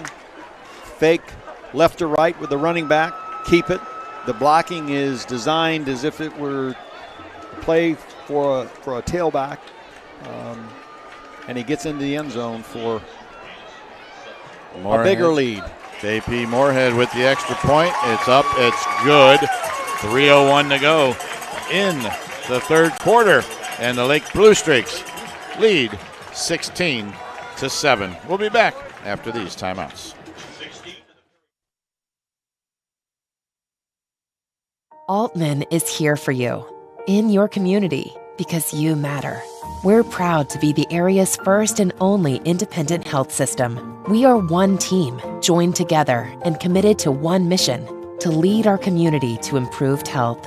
And we've always been here, dedicated to providing you with the very best in care, wellness, education, insurance, and more. For your community and for your family, Aultman is always here for you. Does your fast-paced family need internet that can keep up? Accelerate Fiber from MCTV has you covered with the speeds and reliability to match your lifestyle. With speeds up to 1 gigabit, Accelerate Fiber lets everyone in your home stream, game, video chat, and work all at the same time. Connect with MCTV's Accelerate Fiber technology for the speed and dependability your family. Kickoff picked up inside the 15. And trying to find some running room is Foster, and Foster is met with about 5 or 6 Lake Blue Streaks. I think he made 2 or 3 decisions about where to take that ball. Also, scoring drive? Yes, sir. Take that scoring drive brought to you by Freshmark and Sugardale. Lake. Predictably delicious. Yep, Lake in impressive fashion. At 3:01 of the third quarter, they, in 4 plays, in only a minute and 27 seconds off the clock, they traversed 49 yards. The final play, a 5-yard TD run by Alex Squire, extra point good by Moorhead.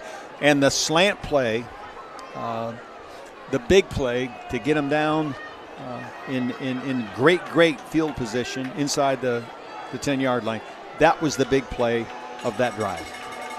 Well, the Perry Panthers have some work cut out for them now as they hand the football off. That's Connor Shepard, and Shepard picks up about 4 yards there.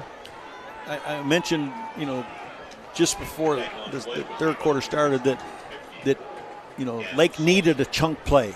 They needed an explosive play, and they got it in that possession. Yep, I would agree.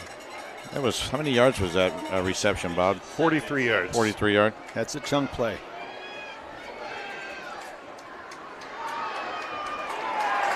Shepard that time, nothing doing.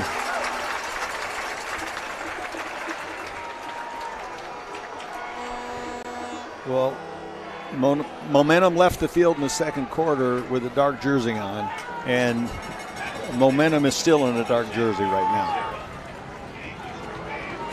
So a big third down now, 3rd down and 7. And the Perry Panthers, Coach, the momentum certainly has shifted. One of the things that I was thinking about during the break is when teams that want to run the ball get in situations like this. There is a pass picked off. Intercepted. And what a play that time by Kyle Hammer. I'll finish my sentence. But the play interrupted it. Great play for Lake. When teams that like to run the ball and want to run the ball get in situations like this, you know, I'm always looking, do they have enough sophistication in the passing game, you know, to come from behind? Right. And we've got plenty of time remaining, but that's something I'll continue to look for from Perry because you know, they're down 9 now, and Lake's got great field position. Well, it makes a big difference, too, when you want to throw it and have to throw it. And there is Matson on the carry. Sometimes, you know, you see teams that are just so comfortable running it, and then they have to throw it, and it makes a big difference. Yeah, well, the difference between the really elite teams and just good teams is can you throw it when they know you have to throw it? Right.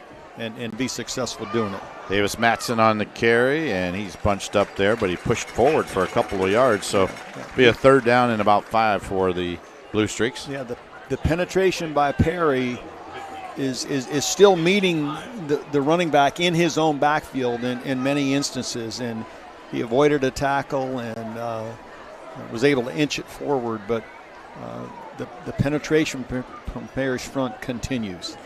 Make sure you stick around at the end of tonight's ball game. We'll have our MCTV key play of the game. We saw a couple of them so far here in the second half. We'll also have our Old Carolina Barbecue player of the game. Old Carolina Barbecue, the official barbecue of football. There is a running play, and into the end zone goes Alex Dwyer. 22 yards for the QB.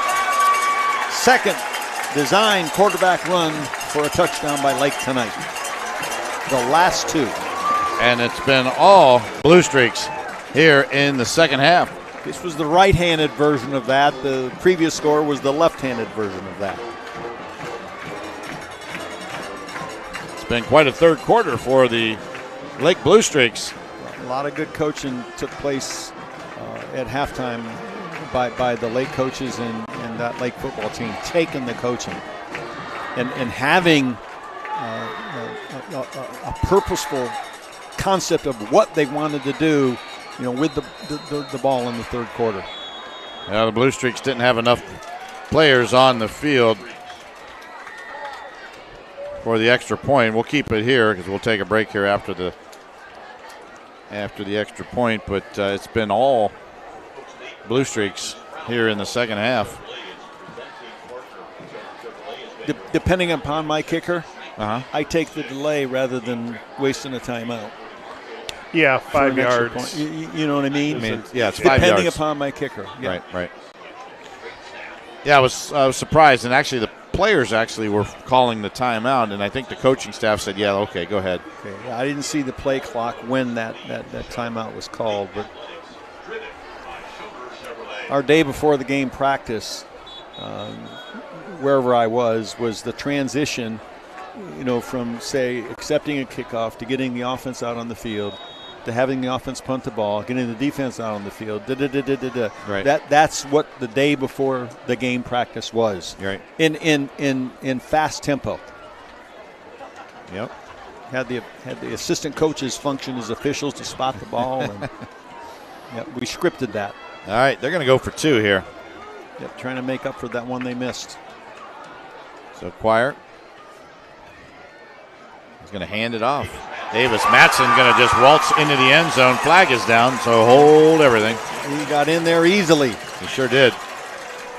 I wonder if anybody got held.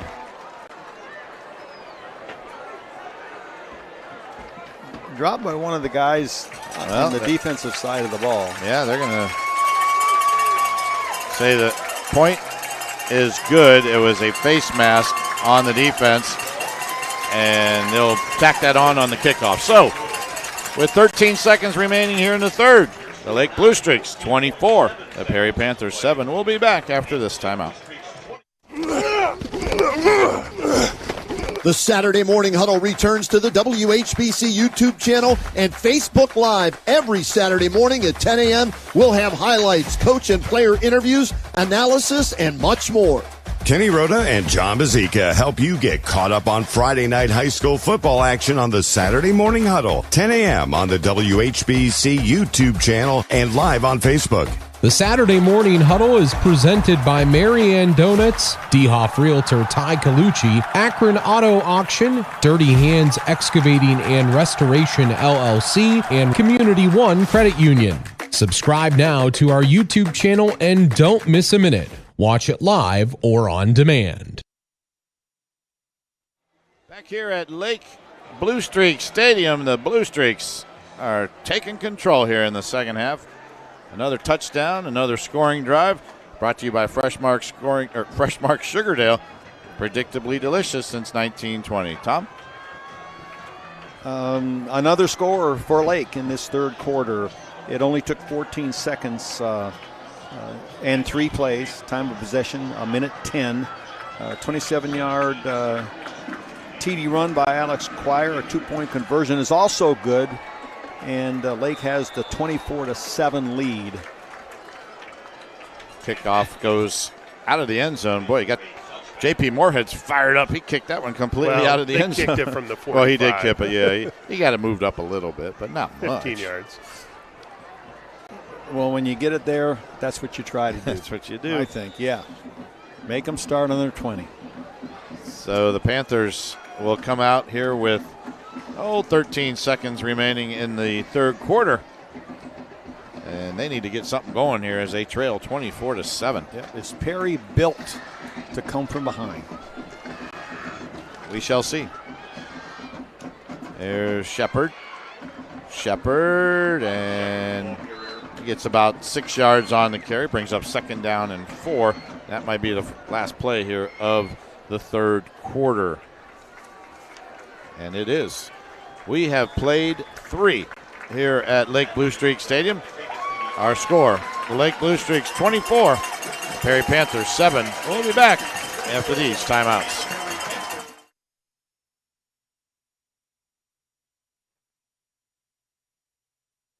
Does your fast-paced family need internet that can keep up?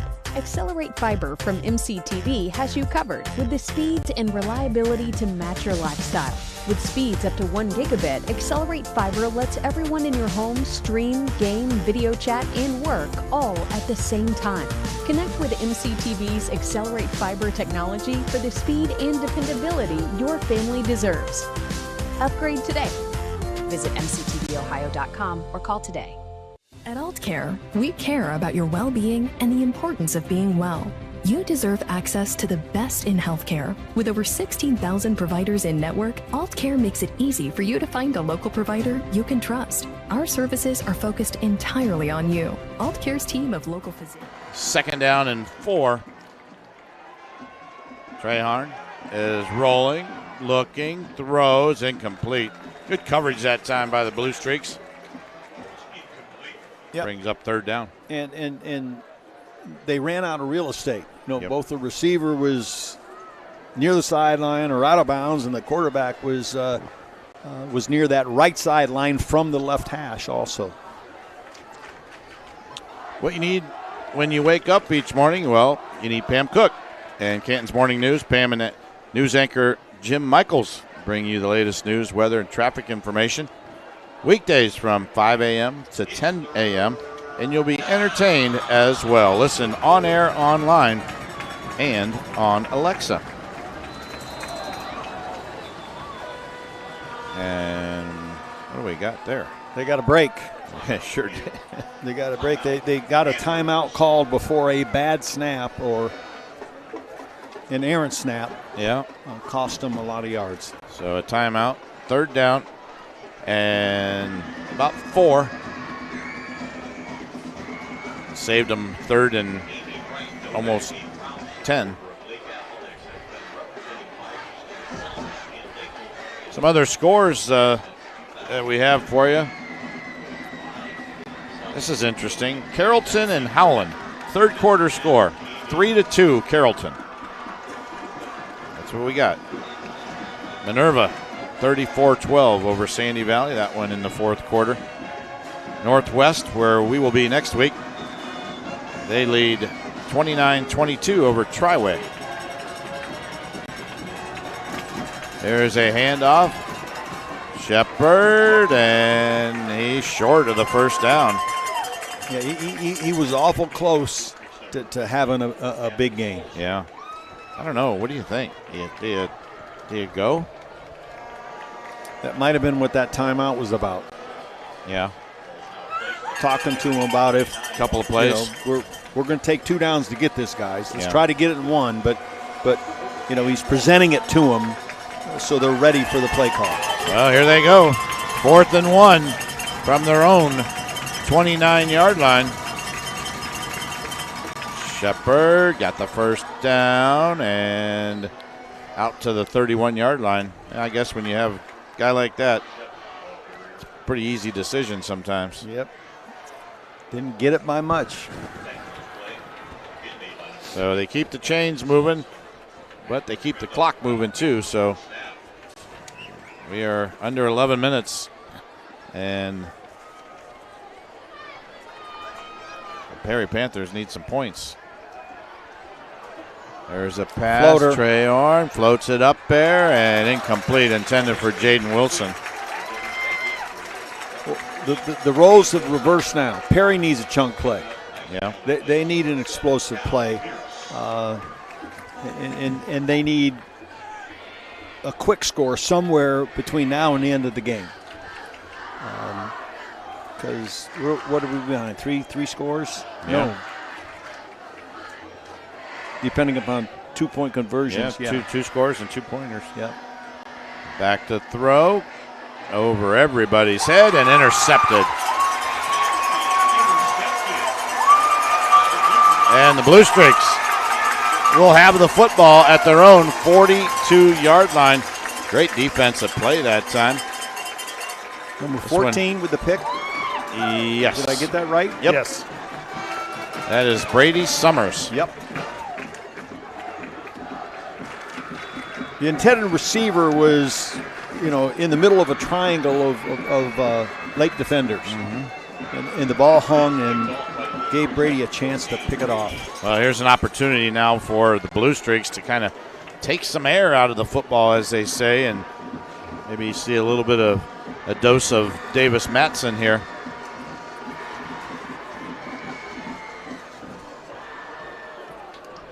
Trying to get Zach Novak in the position. There they go. Trips on the left side.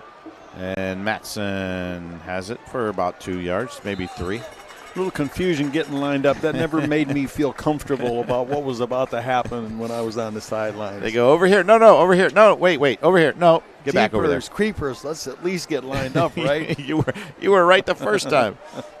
My confidence took a hit. So in this second half, Perry's had the ball 3 times, 3 turnovers. Lake's had the ball 3 times, Ooh. 2 touchdowns, and a field goal. Wow. 3 scores. Mm-hmm. Yepper.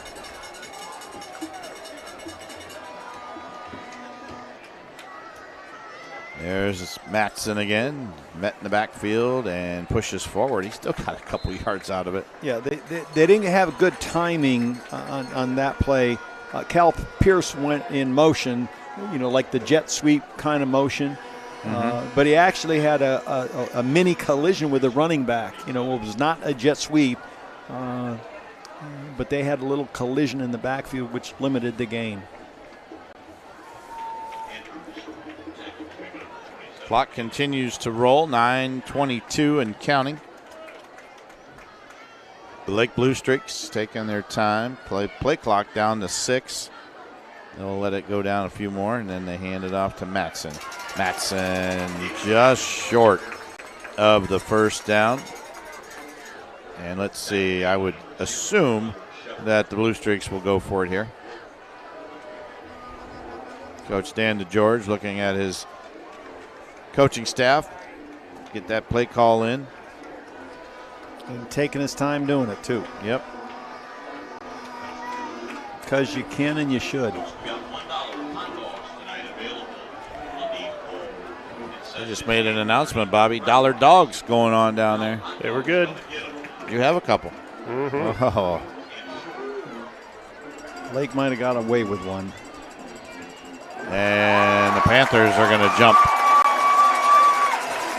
Did they move? See the player run off late? They had 12 in the huddle. Oh, yeah. Uh-huh.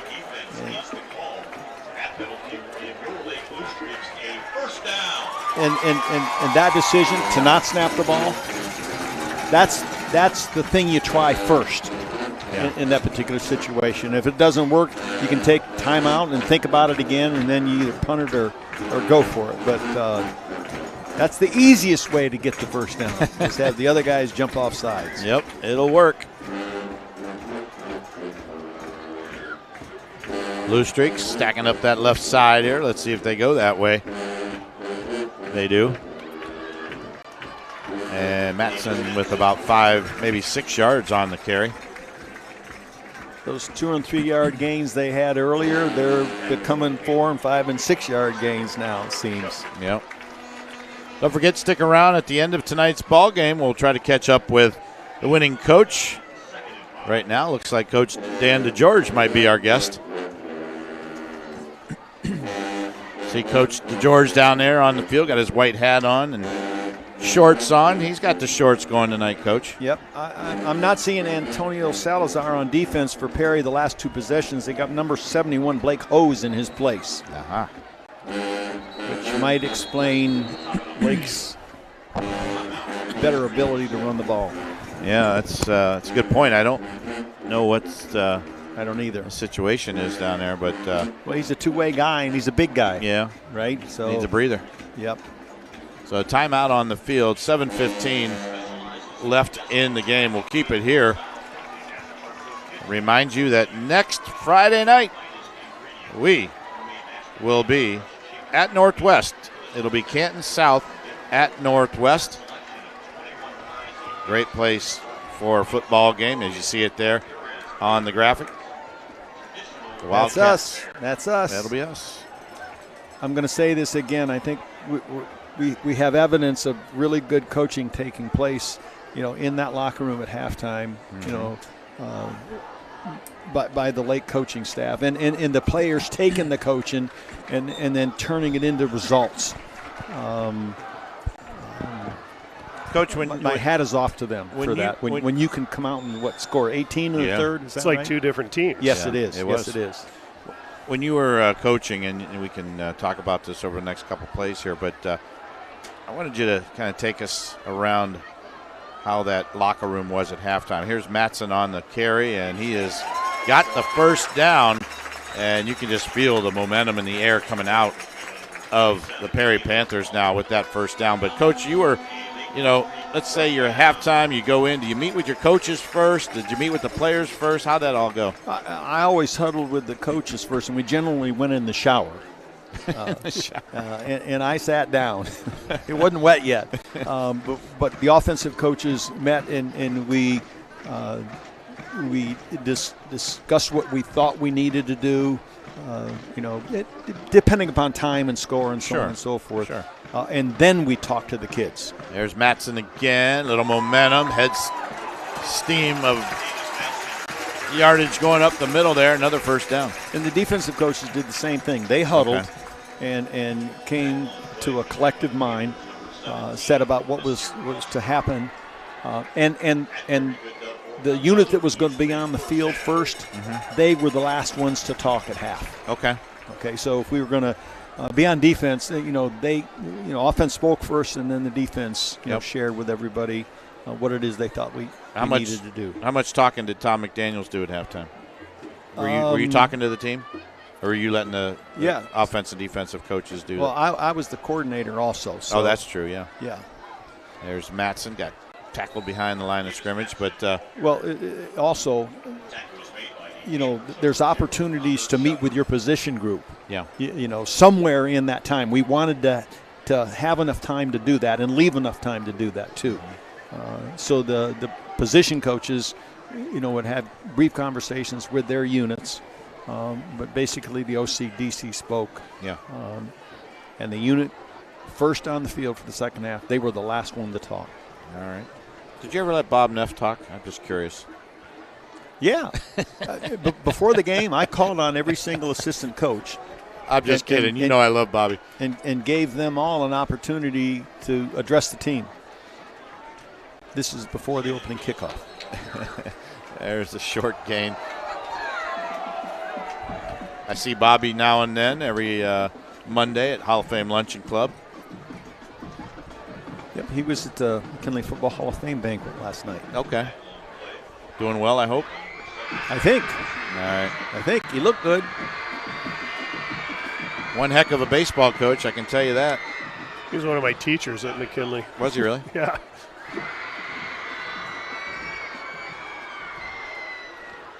The Blue Streaks, 3rd down and 9. I'm guessing maybe 4-down territory here. There's Quire. He got nailed right at the line of scrimmage. Perry was looking for that one. Yeah. That design quarterback run off the play fake to the running back. Yeah, they were ready for that time. The Saturday Morning Huddle is a must-watch show on the 1480 WHBC YouTube channel and Facebook page. It's live every Saturday morning at 10 a.m. Your hosts this season, Kenny Rhoda, John Bozica. You get game analysis, live interviews with coaches and players, highlights from the Friday night games, and much more. Watch it on demand, too, whenever it's convenient for you. It's the Saturday Morning Huddle. You can catch it tomorrow morning at 10 a.m. We're under 4 minutes now. And this drive started with 10:36 left in the quarter. My goodness. So they've peeled off almost 7 minutes. As important a drive as they've had all night. Yeah. So they're going to think about it. I've got 2 plays in mind for the play of the game. I don't know if we want to talk about it yet, but I got 2. I've written a couple, yeah. I've written a couple down, so we'll have an interesting discussion at the end of this ball game. Make sure, folks, you stick around. We will have our player of the game, and we'll also have our key play of the game. So, key play brought to you by MCTV. Our player of the game by Old Carolina Barbecue. I'm going to whisper my 2 thoughts on that to Bob because I don't want you to know yet. Oh. I think I know what one of them are. All right. I think I know what both of them are. I think I wrote down one of them on mine. But it'll be interesting. Well, I'll give you a hint. There was one in the first half and one in the second half of my 2. All right. You could be part of our debate every night when we get home and we're texting each other till 1 o'clock in the morning I'm usually in bed. Figure out who our player of the game is. There's a flag down there. If you're not familiar with how we do this, folks, this is what we do. We all submit our player of the game. And then when we get home, it's a text frenzy because we've got all the players from our 3 games, and we're all trying to debate and volley for our guy to win, and it gets interesting sometimes. Oh yeah, it gets testy. Everybody's sticking up for their game. That's right. Well, we're going to have a guy who's worthy of consideration among you all afterwards. I believe it. There's a handoff. Mattson. Oh, he's got running room up the middle. And he is down to the 1 yard line. Did he get in? No.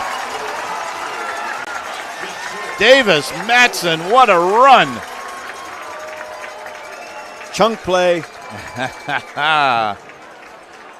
They were patient. Oh, my goodness. Great patience, with. How many yards was that, Bob? 26 after the penalty. The halftime stats didn't indicate that this was going to happen, did they? Not at all. No, this is a totally different second half. Yep.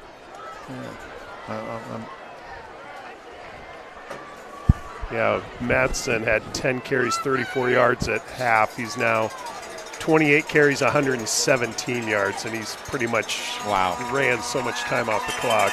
Give him the rock here. Get him a touchdown. There he goes. And he is. Nope. Quarterback carry. Into the end zone. I thought the quarterback kept it and fouled him. Nope. It's like Matson. Yeah, it was Matson. Yep. The quarterback. Watch the quarterback. Maybe the quarterback. Unless he fooled us all. Quarterback might have pushed him. Yeah, he pushed him in. Yep. But Matson with the score. And the Blue Streaks have just completely blown this one open here in the second half. Boy, what a tale of two halves it's been. And the extra point is up, and it is good by J.P. Moorhead. And our score with 3:04 to go in the ballgame, it's the Lake Blue Streaks 31, the Perry Panthers 7. We'll be back after these timeouts.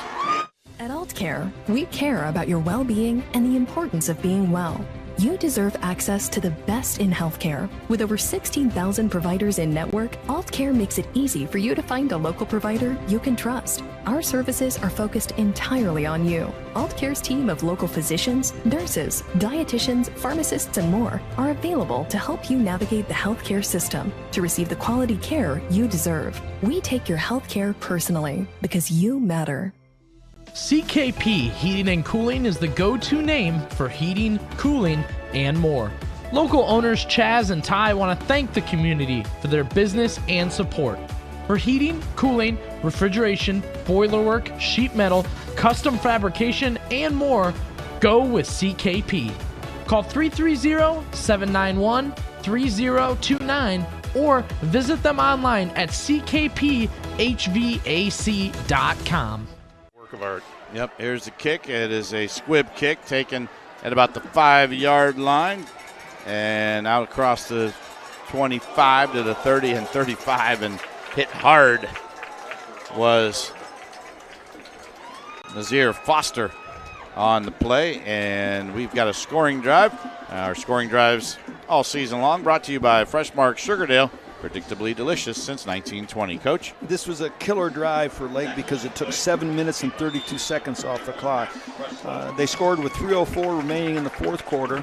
They had the ball for 12 plays, and they covered 58 yards to do it.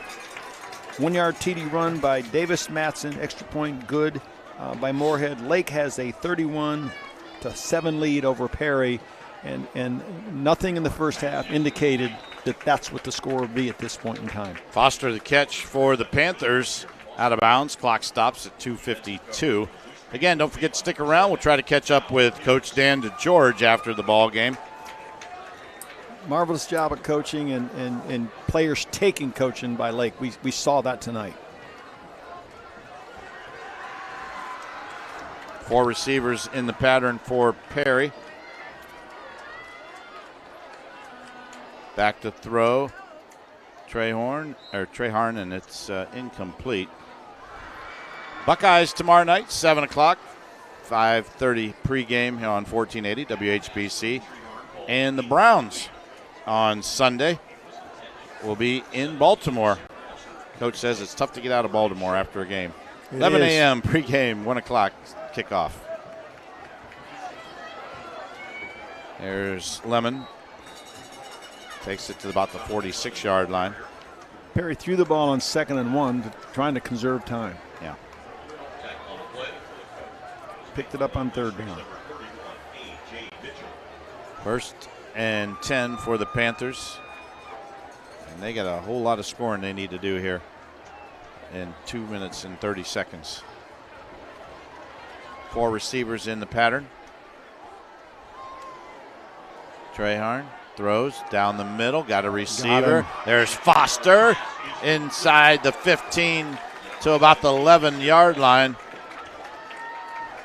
And I tell you what, Nazir Foster has played a heck of a ball game. Yeah, he has tonight. 8 catches, 117 yards. Yeah. Let me say this about Cameron Trehorn as a sophomore. This experience will be really good to him. Yes. You know, hopefully this season, but on into the next 2 seasons. 31-7 is our score. Panthers trail by 24. There's a pass nearly intercepted. Oh boy, oh boy, oh boy. That could have been a pick 6 the other way.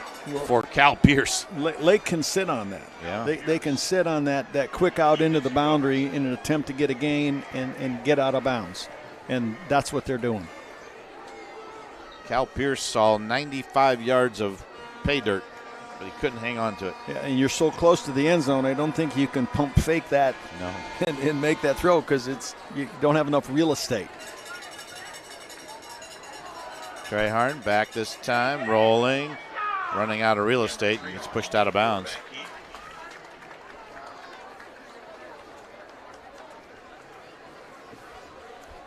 What a performance, though, tonight by the Lake Blue Streaks. 1:53 remaining in this ball game, and we never thought this was going to become a lopsided affair. Treharn, pass complete, and did he get in? No, at the 1 yard line is Foster. That was nice play design there. It was. They had an outside receiver trailing an inside receiver. It created an opening for him, and Treharn was on target. And he got hit as he was throwing it. Shepard in the backfield this time for the Panthers. He'll get the call, and he is into the end zone. Connor Shepard with the 1 yard touchdown run. So the Panthers get back on the scoreboard. Their first score since, quarter number 2, right? Or number 1, that's right. They scored in the first quarter. They scored the first touchdown, and they just got the last one. No quit in the Perry Panthers tonight. No, not at all. Despite being based on time in a situation where it's almost impossible to win. Going to go for 2 and expect an onside kick. Treharn throws, end zone, has a man wide open. There's the 2-point conversion. Good call for the 2-pointer. Nice job. That was Evan Laubacher with the catch. So the Panthers get the 2-pointer. Deep crossing route, right to left. So, 1:27 to go here in the ball game. The Blue Streaks 31, Perry Panthers 15. We'll be back after this timeout. This is Brian Bailey of Old Carolina Barbecue Company. It's pigskin time in Northeast Ohio, and you know that Old Carolina is the official barbecue of football. So if you've got plans to gather at a tailgate or in front of a big screen TV, be sure your buffet line is full of hearty party food. We've got tender hand-pulled pork to make all-pro sliders and hickory-smoked deep-fried wings that will score big points with your party guests. We're covering football fans at our 3 convenient locations in Canton, Massillon, and Alliance. Order online today at oldcarolina.com. Back here at Blue Streak Stadium, the Perry Panthers get on the scoreboard, and with that Sugardale Fresh Mark scoring drive, predictably delicious since 1920. Here's Thom. Perry playing from behind and doing it quickly and well. Scoring drive of 1 minute and 27 seconds in 4 plays, or in the fourth quarter. 8 plays. Time of possession, 1 minute and 40 seconds off the clock. Total yards, 64. 1 yard TD run by Shepard. 2-point conversion, also good. Lake, 31. Perry, 15, with 1:27 left in the game. Panthers onside kick, and that one is taken and recovered by the Blue Streaks. Nice job there by the hands crew up front. Let's see who came up with that. That was number 31. For the Blue Streaks, and he comes up. Aaron Mitchell. It's like, oh, man. He fell on it and then got pounded by a couple of Perry Panthers. The hands team's loaded with wideouts and running backs and quarterbacks. Yeah. You know, guys, you're good hands guys. And believe it or not, I was going to say Aaron Mitchell's a running back, yep. So Lake did what they needed to do. They recovered the onside kick. They've got 1:26 to run out the clock. Perry has 2 timeouts. I don't know that they'll use them, maybe. Again, we'll try to catch up with Coach Dan DeGeorge after the ball game. Oh, my. Delay a game.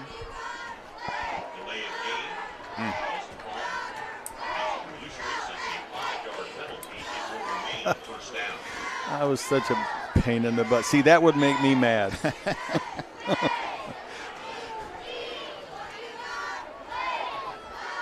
Keep an eye on our on-site engineer, Nick Zappalis, who's down there on the field. He'll catch up with Coach DeGeorge, give him the headset, and we'll try to get him on after the ball game. And a timeout by the Perry Panthers. Again, reminder, next Friday night we will be in Canal Fulton. It'll be the Canton South Wildcats traveling to Northwest. That'll be a live broadcast for us. And always look forward to going to Northwest. They treat us wonderfully there. Not that nobody does, everybody does, but we enjoy going there. Yeah, we do. Coach DeMarco and Coach Dennison will go at it. Is Perry out of timeouts? Good question. Yeah, no, they have one more. Okay. Yeah, one.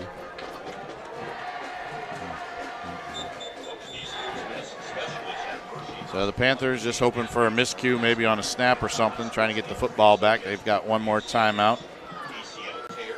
And hope is not a strategy. No, it isn't. You can watch the replay of this ball game on our partner, Rock Entertainment. Go to watchrocksports.com. Check it out. There's a handoff. Mattson, and he's got both hands over the football. Yes, he does. Takes it out. Oh, I'm sorry. That was Baker. 24. Number 24. Yep. He's snuck in there. Lachlan Baker.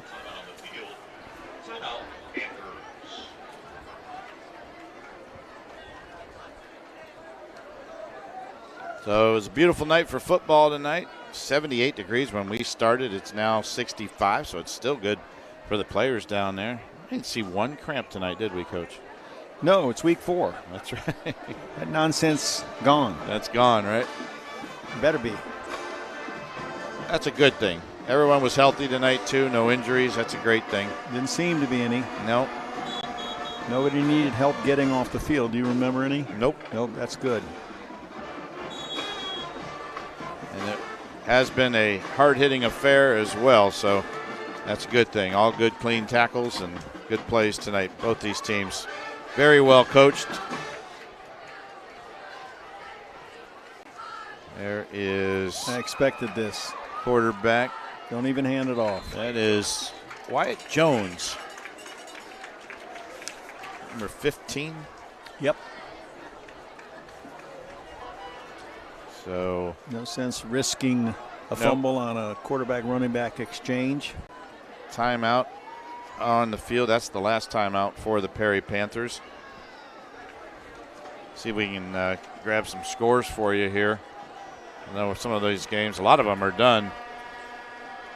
Manchester beats Canton South tonight 28-17. Hoover leading Green 27-21. That's a fourth quarter score. Ooh, oh, how about this? Northwest and Triway tied at 29.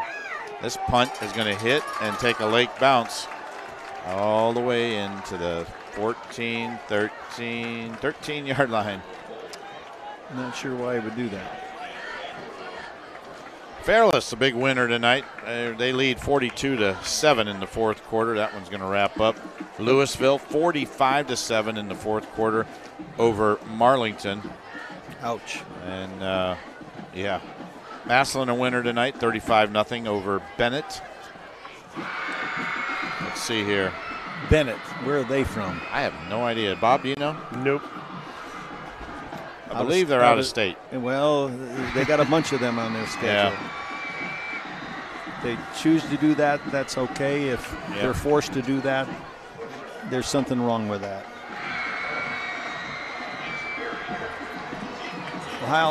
Good Ohio teams shouldn't have to export their product. No. They shouldn't have to do that. Orville, the Red Riders, 38-7 over Tuslaw. That one a final. Sitting here next to the pride of Orville. You're not right about that. Bobby Knight is the pride of Oregon. Oh, come on. You're better than Bobby Knight. No way. There's a running play. That is Lemon, and he's pushed out of bounds at around the 40-yard line. Nice run. He didn't quit running the ball, and we hope that play succeeded because they didn't quit blocking for him, even though this game is essentially out of reach. Bobby Knight, he was obviously there before you, but was he a three-sport guy? Yeah. Was he? I know he's a heck of a basketball player. Yeah, he was. And I didn't know if he played football or baseball or any of that stuff. I think he played both football and baseball. There's a pass out of bounds, incomplete. Clock is down to 000, and that is going to do it for the ball game. Or is it? Well, they stopped it officially at 2.8 on the clock, so the Perry Panthers will have one more. That was a Lake-friendly clock operator. It was, there. Yeah. I mean, somebody wanted to go home. That ball went out of bounds, and it just kept ticking. There you go. That'll be the last play. Lemon gets caught in the backfield, and that'll do it.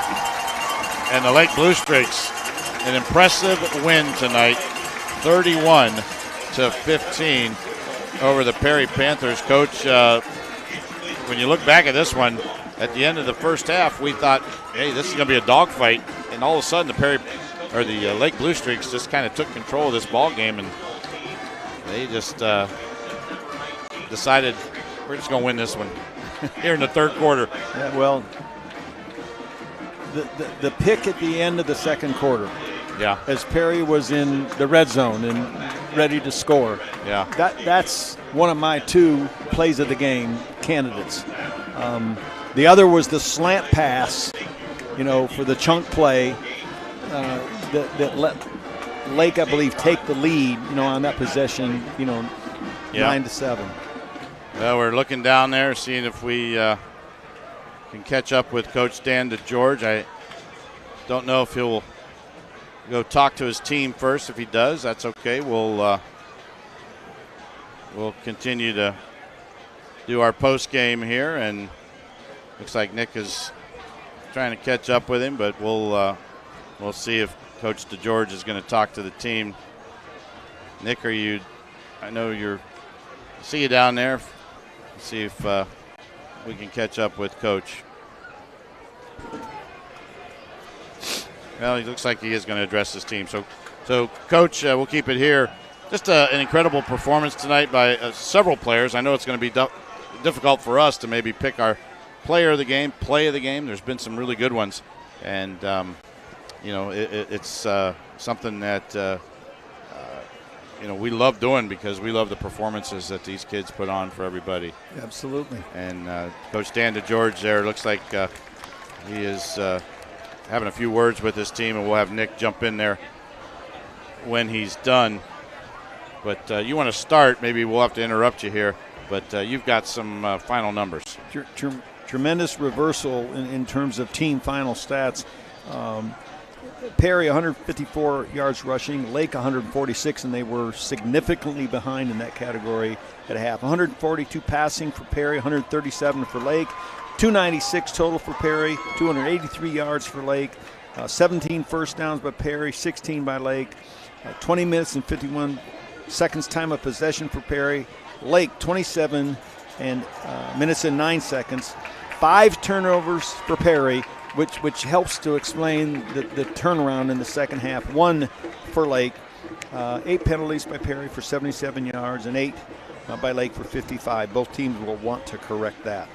All right, looks like, Coach, I'm going to interrupt you for a second here. Looks like Nick is caught up with Coach DeGeorge. And, Nick, if you can throw that headset on, Coach.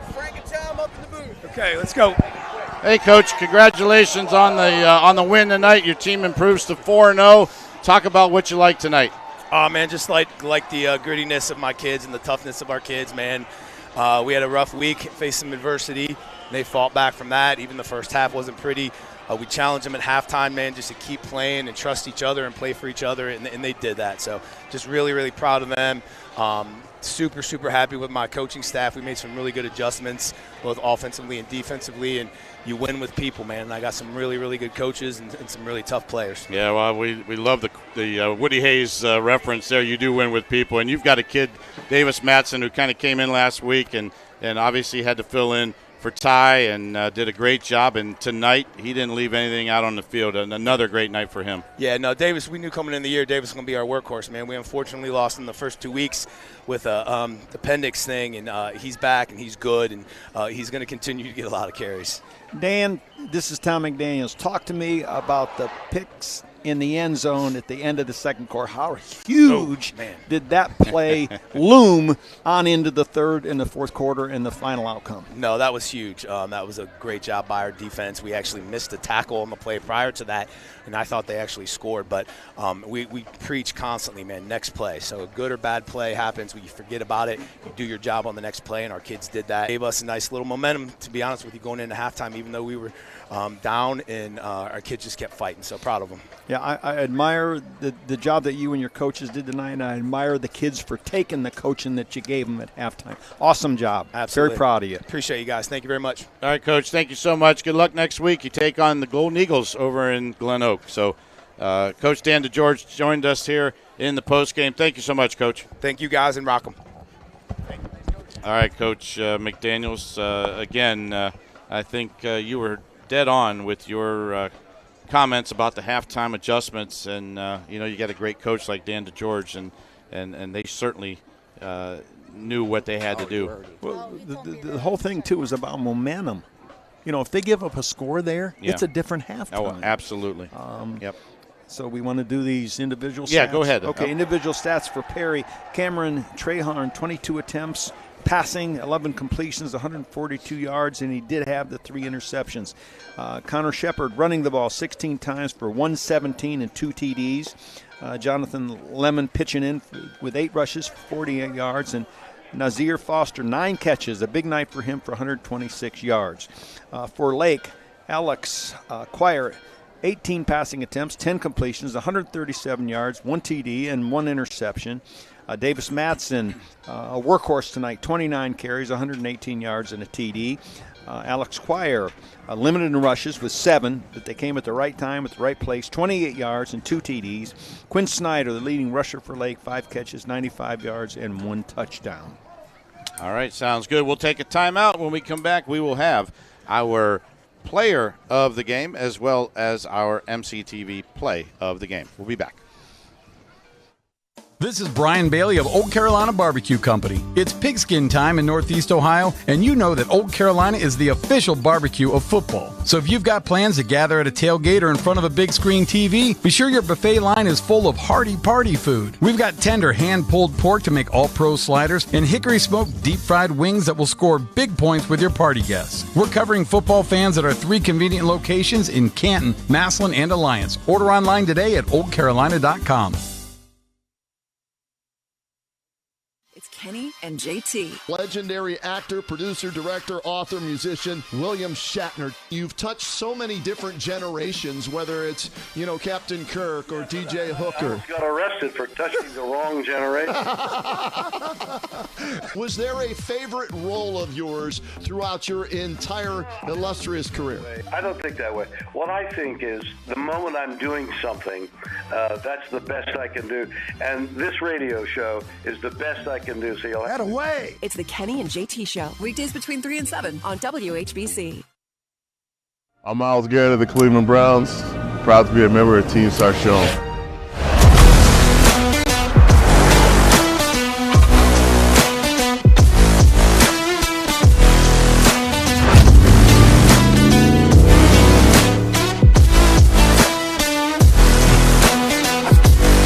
Join us in Sarchon Auto Group as we drive towards a brighter future. Because when we come together, on and off the field, we can accomplish anything. Community, teamwork, strength. That's what we're all about.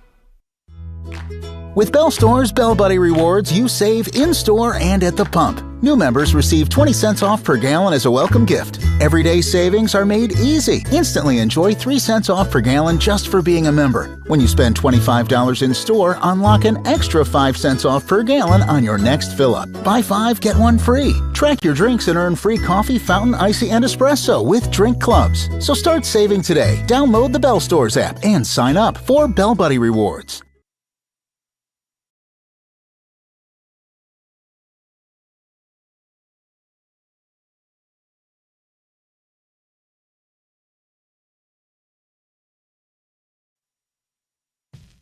Today's leftover. Back here at Blue Streak Stadium, the Lake Blue Streaks a big win tonight, 31-15, improved to 4-0 on the season. Perry falls to 3-1, and we've got some hardware to give out here. First of all, it is our MCTV key play of the game, and Coach, I know this is something that you talked about with Coach DeGeorge, and do you want to walk us through our key play of the game? It happened right there before the end of the first half. It's an interception in the end zone. Perry's knocking on the door, getting ready to pad their lead, and they come away with nothing.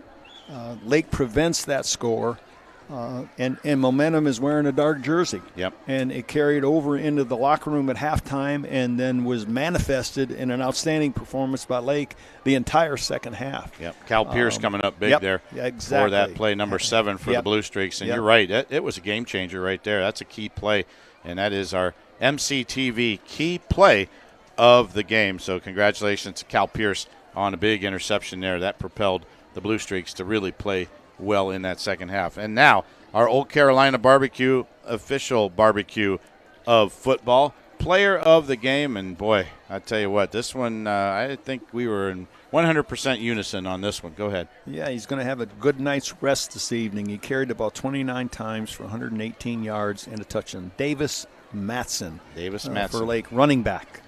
Yep, congratulations to Davis, and that is our Old Carolina Barbecue player of the game. So, for all the folks here from Claxon Communication, our video producer Casey Claxon, our camera operators Lillie Perez and Trevor Lake, our production assistant Andrew Hughes, our on-site engineer tonight Nick Zappolis, our stat guy Bob Jeffries, and for my partner Thom McDaniels, this is Frank Cilona saying have a great night, everybody. Our final score, once again, it's the Lake Blue Streaks 31, the Perry Panthers 15.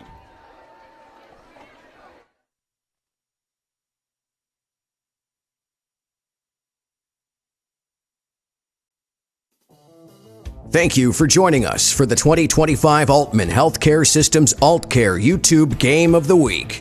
Be sure to subscribe to the 1480 WHBC YouTube channel now.